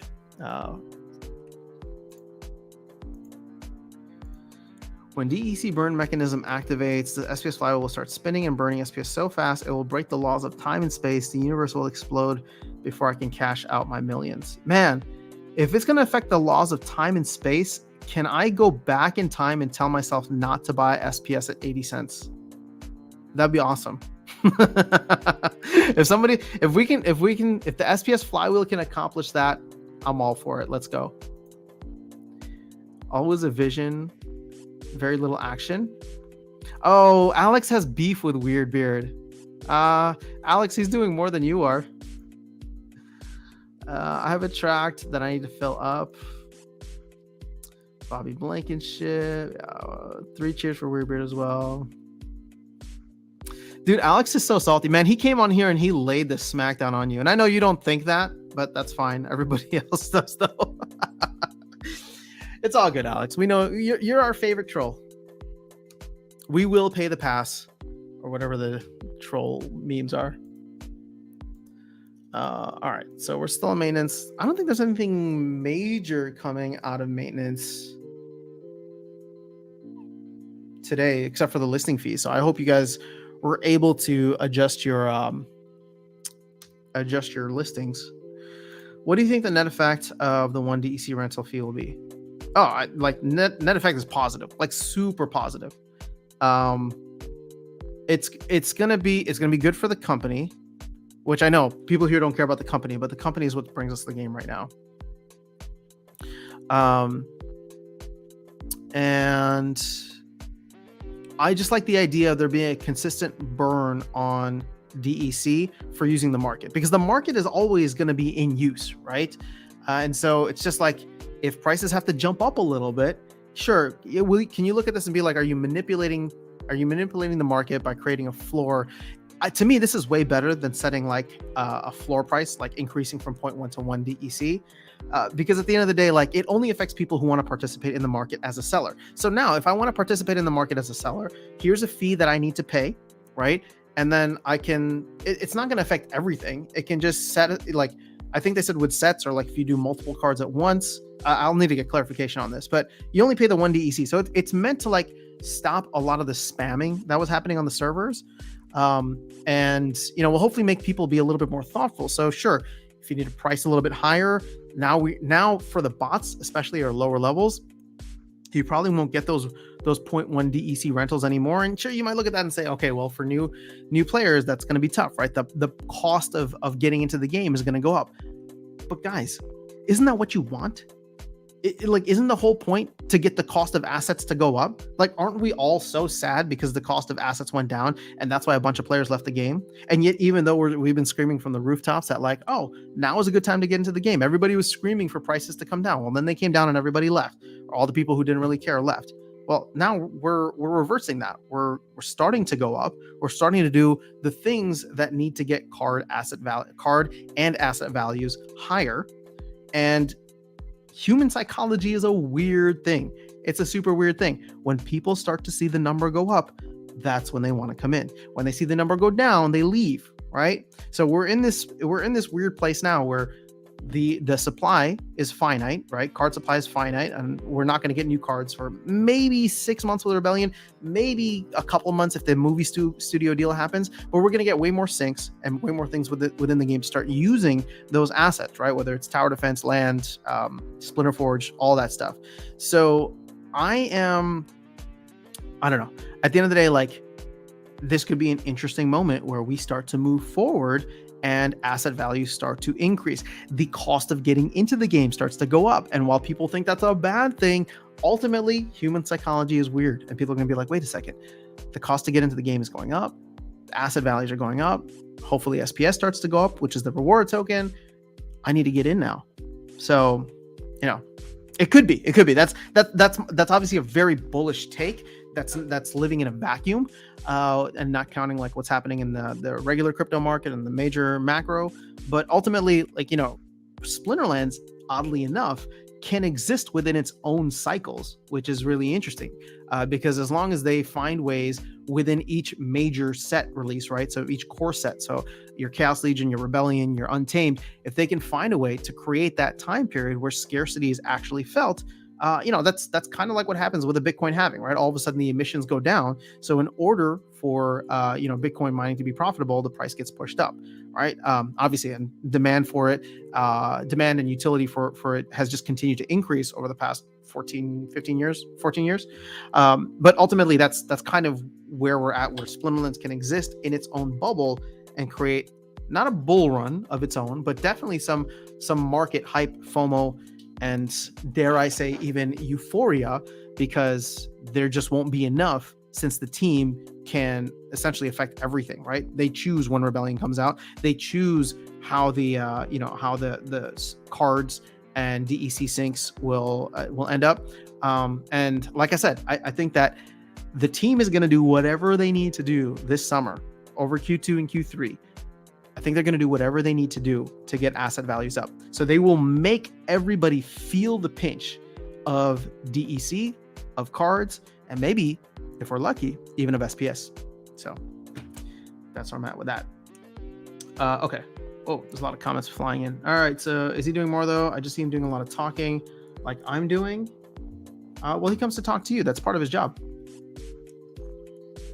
is to come interface with the community. So you don't see what he's doing behind the scenes, but I know he works hard. Rent price is going up on 1DC and slightly less demand. Agreed. I honestly don't remember what I have listed for rent or sale. Ugh. Well, it's too late now. We're in maintenance mode. I was wondering how the listing fee is going to affect the small BCX cards, like the common ones.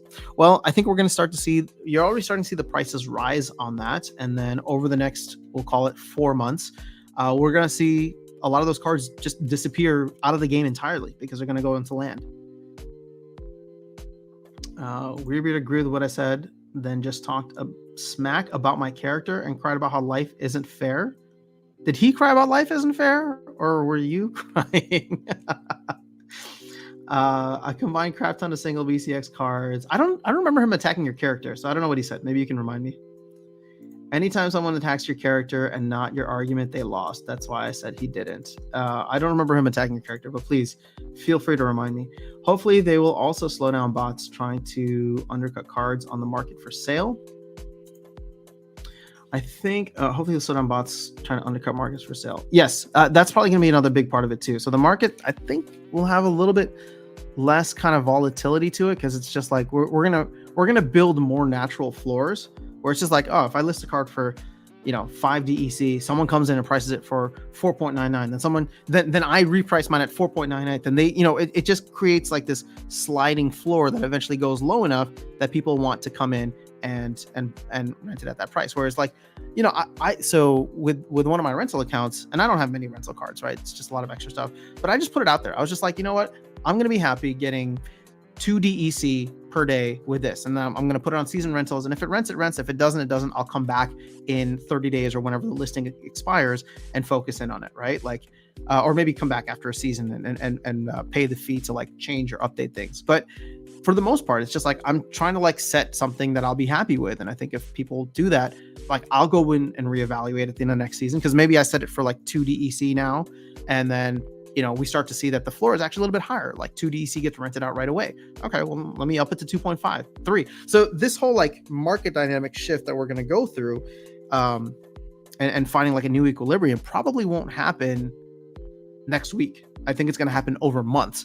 So, we're going to get to an interesting spot. And then by the time we get there, which would be like 3, 4, 5 months away, Rebellion is going to come in and throw everything off. Now, it won't reprice the market entirely because a lot of those cards are still going to have value, but there'll just be new cards there that will be in price discovery mode, right? Where we won't know how to value them versus how much utility they're going to have in the game. But that doesn't mean like something like a Dr. Blight or a Uriel or whatever meta cards there are. Like those cards are still going to be super popular and super powerful within the meta, but it's just going to be like, well, maybe I don't need to rent a Demon Shark anymore, level 8 Demon Shark, because there's this awesome new Rebellion card that maybe there's more printed of, or it's just better overall, and I would rather rent that. Or maybe somebody levels up one of the Soulbound reward cards, and in 6 months they have a max Soulbound reward card that acts as their water tank, right? And they don't need to worry about the Demon Shark. So again, it's going to be dynamic. It's going to be shifting, but it's going to happen over time rather than just like we implement the market listing fee and the markets react in a month and then we're done. So where did I leave off? All right, Yvonne, what's going on? I think they should make it so that 1BCX common and rares should not be rentable as well. The server costs go down. Server costs going down is really good for all of us. Yeah, I mean, at the end of the day, the team needs to be solvent to keep the servers on. The thing is, I don't like, I get where you're coming from, and I don't necessarily even disagree that it would be positive. It's just, I don't like the idea of like not allowing people to rent certain cards. It's just, if those cards have value and you're willing to pay the listing fee, go ahead and rent them.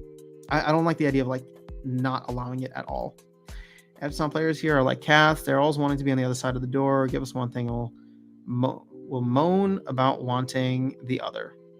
Yeah, I mean, look, I'm just like that too, right? I go back and forth between being bullish and bearish. I mean, in this stream, I was like super bearish in the beginning. Now I'm talking about bullish stuff. So we always want more. I think the people who stick around when there is low prices are the true winners. So of all of us getting private islands, let's hope so. Correct. Here's the beautiful thing, right? Like, I think the people who have stuck around right now are going to be very happy that they did. And I'm not trying to say this as a way to like create hype or FOMO or bull run or euphoria. It's not financial advice. I'm just saying that like, if you're here now, like it was pretty bad in 2022, especially the end of 2022. If you're here now, and we can live to see a day when the markets recover, and markets go in cycles, so it will recover, right? Unless we get World War III, then obviously we'll have to go The Last of Us on everything. But if the markets recover, when the markets recover, which could be next year, which could be 5 years from now, which maybe could be a decade from now, but when they recover, the fact that you were here during one of the lower points, again, not to say it can't go lower, but one of the lower points. I don't know. I think that she'll be really happy at the end of the day. Saves the company a lot of money, makes the game smoother, and most importantly, makes the game much more scalable. Yeah, let's hope so. I'm already in the game, so the costs going up can only benefit me. There you go. Hopefully a lot of people have been averaging down, right? If you continue buying stuff within the game, then you're averaging down. Or even better, if you've just been earning stuff within the game, then you're averaging down, right? Let's say you bought 1,000 SPS when SPS was like at $1. Now, again, these are just rough numbers.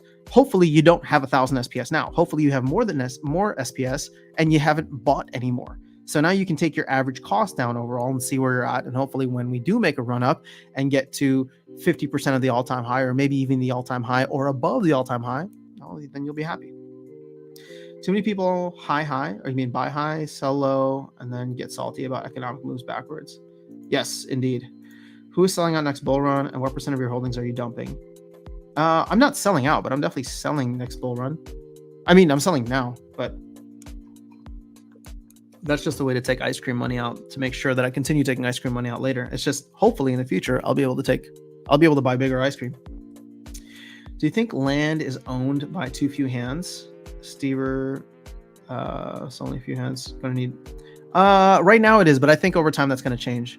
I personally think that the way that land is designed, it's going to be way too expensive for region holders to manage and to max out.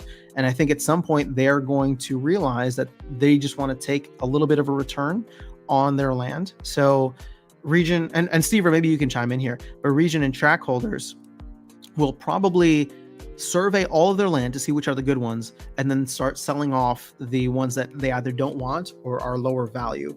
And so, sure, will early land holders hold the best lands? Yes, but at least the distribution will start to increase over time to a more diverse player set, right? So I've said this before, and I don't mean to be bearish on land for the sake of being bearish, but it's like I can see a lot of common lands dropping as low as like $20, $50, right, in that range.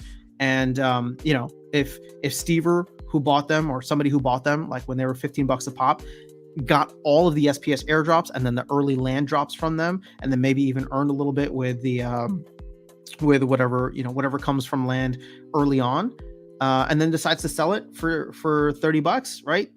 That's a 200% gain, not counting all of the free stuff you received along the way. Like, a lot of people would be happy with that over a 2-year time frame. Like, not many investments do a 2x. And even now, I mean, plots are going for like 10x what they sold for. Isn't a better solution for owners of tracks and regions to sell off some of their plots? I believe there are only 200 holders of region tracks. Yeah, so that's what we were just talking about. Dragon, correct. You don't lose until you sell, then you lose. Good stream, enjoying it. Thanks, William. Thanks for being here. Another new name. Welcome to the stream. Good morning, Afterson. Are you going to vote for proposal number 2 to list SPS on exchange? Why or why not?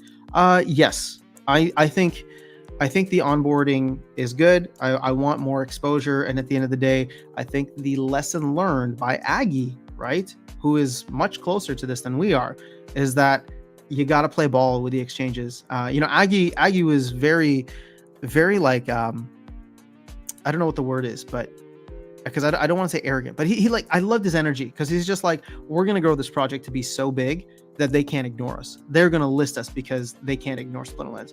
But really, at the end of the day, like, this is a money-making opportunity for exchanges, and they're going to suck everybody dry. So when that happens, and we're in the situation that we're in right now, where the market is low and they need extra capital, they meaning the exchanges, like, buy low, right?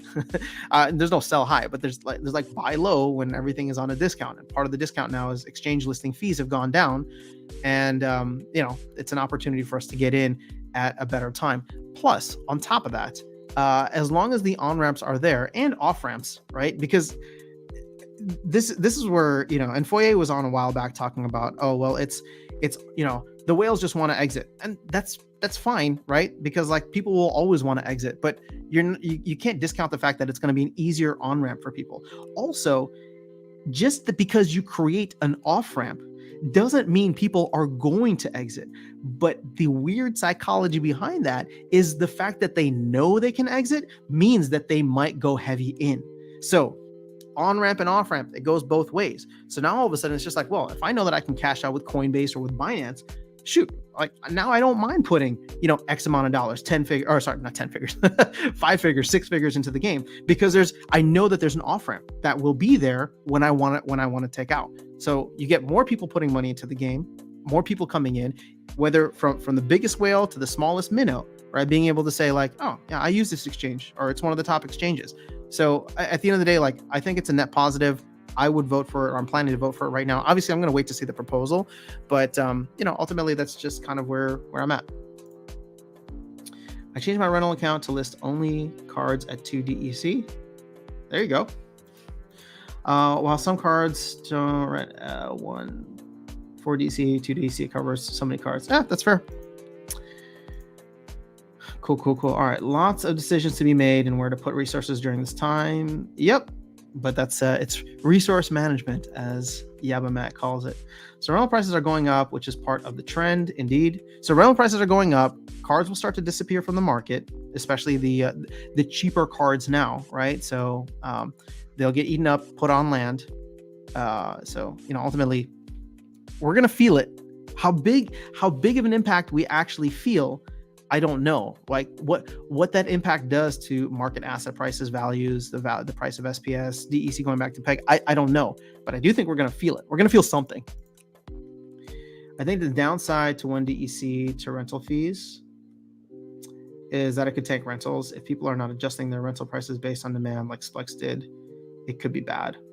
Well, there will definitely be an adjustment period for sure, but hopefully people will adjust quickly once they realize that they're getting drained. World War III would bring demand and jobs, so maybe not as crazy as people think, but it would still suck. Yeah, I mean, I like the very objective look you have. Obviously, I think wasn't it like World War II that pulled the U.S. out of the Great Depression, or at least played a part in that? So, but I hope that we can get the economy into a better place where we don't need to go and fight and kill people just to get the economy into a better place. I wonder if there's a way to track how much DEC is being burned just by rental market listing fees. That would be great to know. I wish they had like multiple null wallets so you could track this over time. Bigger ice cream, indeed. Any concern about the possibility of cards from land having a negative impact on gameplay fun, or do you trust the team to deliver a better improved incorporating land cards? I'm not worried about it right now. I think everybody's more excited about the fact that we can change the entire mechanics of the game, make it a little bit more complicated and therefore more fun for hardcore players. So I'm not concerned at all right now. I think the concern will come in when people when there might be a huge drop off between like the people that are willing to spend however much to get an item and spell card and use it in game versus the people that don't have it yet. But that's the same with any card, right? It's just whoever has deeper pockets is going to go farther in the game. It is pay to play, pay to win. So that's not going to change with the next level, but we're just going to feel it more early on. Battle Beast, I hit 3 gold. Oh my God, Soulbound water cards yesterday, dude. This is happening so much in a gold chest. I need to drop back down to gold. Forget this. Forget this. Diamond sucks. I own 20 regions. That's a lie. I own a single plot. Should be workable for me. Hey, I own 2 plots. So you're part of the land club. Landlord club, I should say. It is hard to say when to sell some, but I won't dump common early because others do that. I will try to count on the normal. There you go. Okay. Oh, Stever's got he's playing his own meta right there in the market. What happens if you don't pull a castle or keep in your first 100? You're guaranteed a castle or keep if you have a tract. So as long as you have all the plots in a single tract, you will get a keep. And then if you're lucky, then you'll get a castle. Seems like that is always the best approach. Do what everyone else is not. I sell 5 of those to fund all the common lands. There you go. Okay. See, I'll probably try renting out the common plots and wait to sell them too. So I don't think land renting is going to be around for a while, at least not in the beginning. It seems as though, from what Matt was talking about when he was answering questions on the town hall, it doesn't seem like there's an easy mechanic for it. Like it's going to make sense. So I think they're going to get land out just for owners right now. And land renting or land delegating will probably come later, like much later, maybe V2, maybe V2.5, maybe V2. Andrew saying, I also don't plan on dropping land. We'll just develop my better ones and worse ones I can develop over time, but keep off the market. So not producing.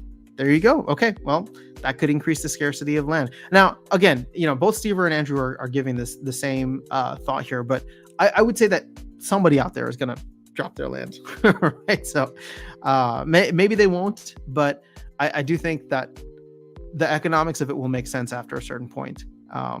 So not for Andrew and Steve necessarily, but for certain people out there who like don't necessarily care about that and want to maybe max out their castle or max out their top land, they'll look at that and say, well, holding this land, like selling a plot, a common plot for X amount and putting it into my land will increase way more than having, developing this other land. And maybe that those economics will never work in the favor that I'm saying, but that doesn't mean people won't liquidate. Also, just keeping those comments unused could still work towards scarcity of resources, thus pushing price up potentially. Yeah, but people are going to be incentivized to try and get something out of it. So did you say you're going to be able to rent land? I know that's something that people have talked about, but I don't think that's going to happen soon. Or at least it's not going to happen in 1.5. I think expecting large landholders to sell a lot of their common plot is a bit presumptuous. It's easier to just let them accrue through resource generation. Plot selling is already, what do you mean accrue? Because they won't, like if they're just sitting there not being worked on because somebody didn't have 5,000 max cards to work them and the DEC to stake those cards, they're sitting there doing nothing. And sure, you can say that that's increasing the scarcity, but I don't know. I feel like I'm not trying to be presumptuous. I'm just saying that I think some people would end up selling. They'll take the profit, especially if they can get more than 2x, more than 3x. Hopefully renting plots can be a thing. This is why I like the idea of buildings being NFTs. That'd be interesting. Do you think listing too early without good game experience may ruin new investors' opportunities? Listing too early without... No. I mean, I think the game experience is way better than it was 18 months ago, and all of us are still here. So it's why I'm not even as worried about the new player experience. Yes, I want it to be worked on, but it's like, I'm not super smart, right? Like I figured it out. I figured out how to play the game. I figured out how to use Hive Engine. I figured out how to use all these things. And so did all of you, right? So if people really want to figure it out, they will. And if you give them a reason to, meaning that you increase the value of assets, you increase the rewards, and this becomes a money printing machine again, and one of the top played earn games, yeah, people are going to figure it out. So yes, I want the new player experience because we do need a better new player experience. But I don't think it's the most important thing if we get a huge influx of players. But you need to give those players a reason to come in and have the right incentive in place. I don't think renting land makes sense unless buildings are NFTs. Yeah, but I don't think they're going to make land NFTs or like buildings NFTs. That's just not, it seems like they're trying to copy land itself, like real world land. Dragon, you could just buy a level building for your plot instead of putting time and resources. True. That's a good point, Alex, too. Yep. I don't see why anyone would rent land. I mean, I can see why they would. I just don't know what the economics of that will be like. People rent land the same reason they rent cards. They don't own. You don't need land to play the game. You need cards to play the game. Well, here's the thing. So land is going to be its own kind of game, right? So let's put it this way, right? So let's say for like Stever and Stever, who's talking earlier about not wanting to sell their land plots. Well, if the renting mechanic does become available, well, now they can get some kind of passive income by giving it to you, and you come in and you stake your monsters on it to earn the resources. Now, the economics will need to work in your favor that staking max monsters that you own and staking DEC that you own on the land will produce more resources than the amount that you pay for the rental use of the land, right? So it'll need to make sense in that. And the economics will also need to be there that the 5 monsters that you have don't earn more on the regular market, right? Being rented out for the game, so that you could just rent them in game, not worry about the land, and then go buy the resources that you're trying to farm. So it's going to be a very, very dynamically complex system, and I love it. I don't know what it's going to look like, but it's going to be fun. If land rentals are a thing, I don't think people who rent should be available to level any buildings once the rental ends. Yeah, I agree with that. I mean, at the end of the day, I think land buildings are at the owner's discretion, right? So it's like, if I like survey my plot, but then I don't put anything on it, then there's no value to it. So I need to put something in there. I need to build a building and then let you put your monsters and stake your monsters and stake your DEC on it, right? And then therefore that will be appealing to you, because it's just like, oh, Well, hey, think about it as like real life real estate. Okay, if I give you a crappy apartment building that you want to like live in, why would you choose that and pay X amount when you can pay X amount or maybe X plus a smaller, a little bit higher for a plot that has a level 2 building or a level 3 building or resources that pay out better or have higher value. So, I don't know how that's going to work, but I would assume that it's going to be something along those lines, but I have no idea. Odic, what's going on? Hello. I'm saying it makes no sense to rent land because if I rent from someone, I put all these resources into the land and the landholder unrents it. What happens to my stuff? This is why I think it's only monsters and only DEC that you stake. All that should come back to you. And there should probably be preset defined like times for land. Like you rent land for a season, for example. I think season rentals should probably be the minimum, where it's just like, all right, I'm going to rent this land for the season. And I'm going to, in order to get something out of it, right? It's going to be empty outside of there being a building, leveled up building, at least level 1. And then you stake your DEC, so 50,000 DEC and 5 max monsters on there. And as soon as you do that, you start earning the little drip of, I don't know, wood, stone, whatever the basic resources are.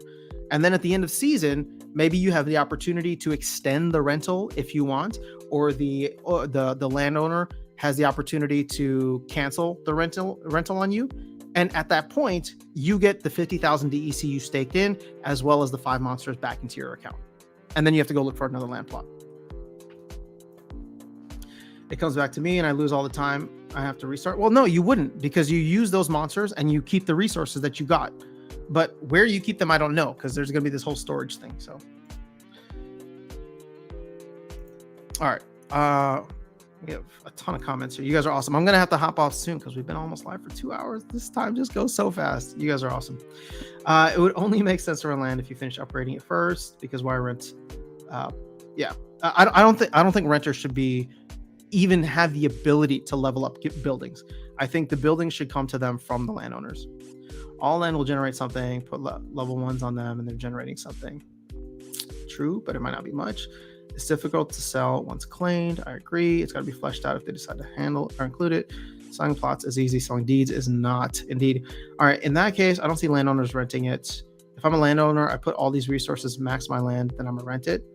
Why? Why wouldn't I just work the land myself? Well, because maybe card prices have gone up. And also 50,000 DEC at PEG is $50. So you need to go through and buy. Yeah, is that right? Yeah, 50,000 is $50. So let's say you own a region, right? I'm sure maybe you have enough to like fill 500, but are you going to get another, $50 times 500 regions? I don't know what the math on that is. 25,000. Is that $25,000 still? Holy crap! Another $25,000. Or are you just going to let it sit there, or will you like the idea of passive income where you could take those 500 plots, rent them out for 1,000 DEC a day or whatever it is, and start pulling in 500,000 DEC a day? I don't know. You tell me. The economics of it will need to make sense. I'm not saying that they will, or I don't know how it's going to be designed, but if they do, people will rent their land out, and people will rent land from landowners if the economics make sense. You'd upgrade the land, not supply the cards. Yep, that's where we're at. All right, cool. I think we're all agreeing with one another. So let me skip down here. You think you got plot 69? Well done. Plot 69 only matters if it's region 69. There you go. Maintenance is over. Woohoo! All right, sweet. Perfect timing. There's too much insider trading. Nate was mentioning he was waiting for the right opportunity. Dude, this is so not fair. They know when and where to do it. Somebody was calling that out yesterday in stream or during the town hall. I thought that was interesting. I think it was Jarvie saying that the team should be forced to claim all their land now rather than wait.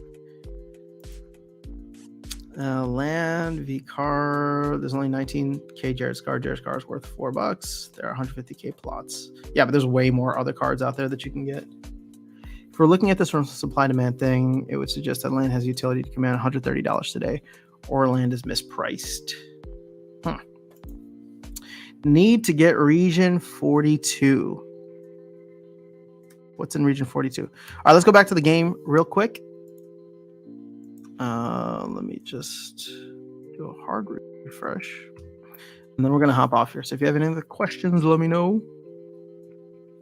But I want to see land. Oh, actually, I want to see the card market. Nope, sorry. I want to see. I don't have any playable cards. Awesome.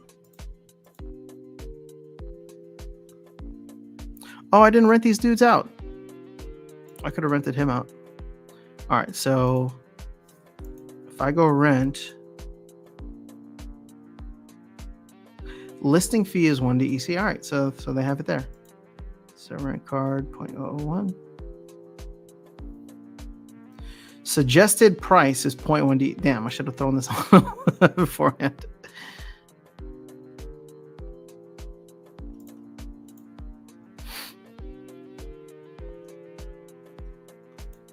Oh, I didn't get to it. It's all good. All right, so let's look at land real quick before we got to run here.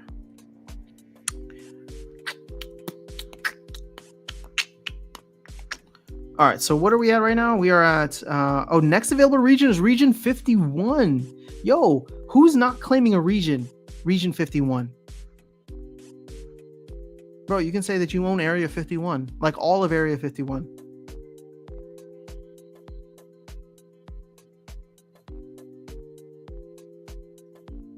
All right, so I would say that once we're into the 60s, we'll have the conversation about doing the group claim.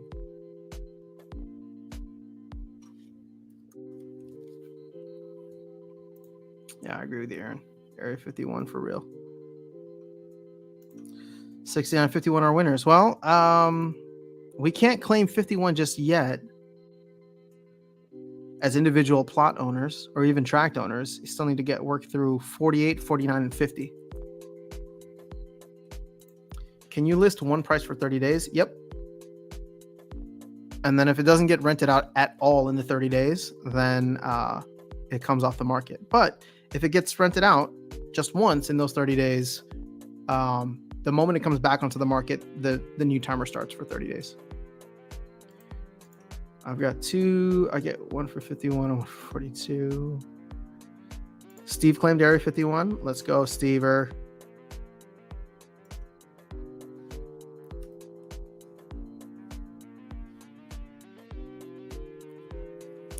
All right, YG Brawlers are waiting for huge land claim together, but we're still deciding when and where.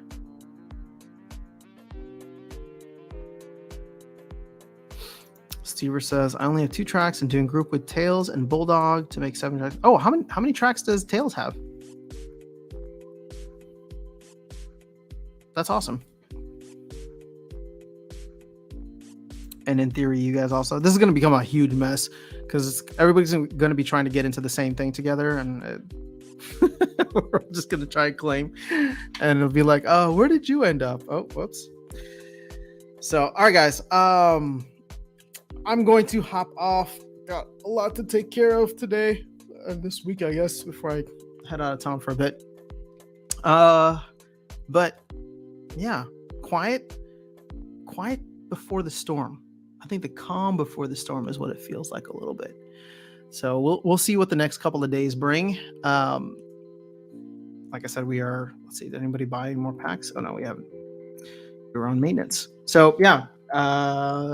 I highly doubt that we get to next Tuesday. Was it 15th is Wednesday? Yeah, I highly doubt we're gonna wait until Wednesday. I highly doubt we're gonna wait until Tuesday, which is the 14th. I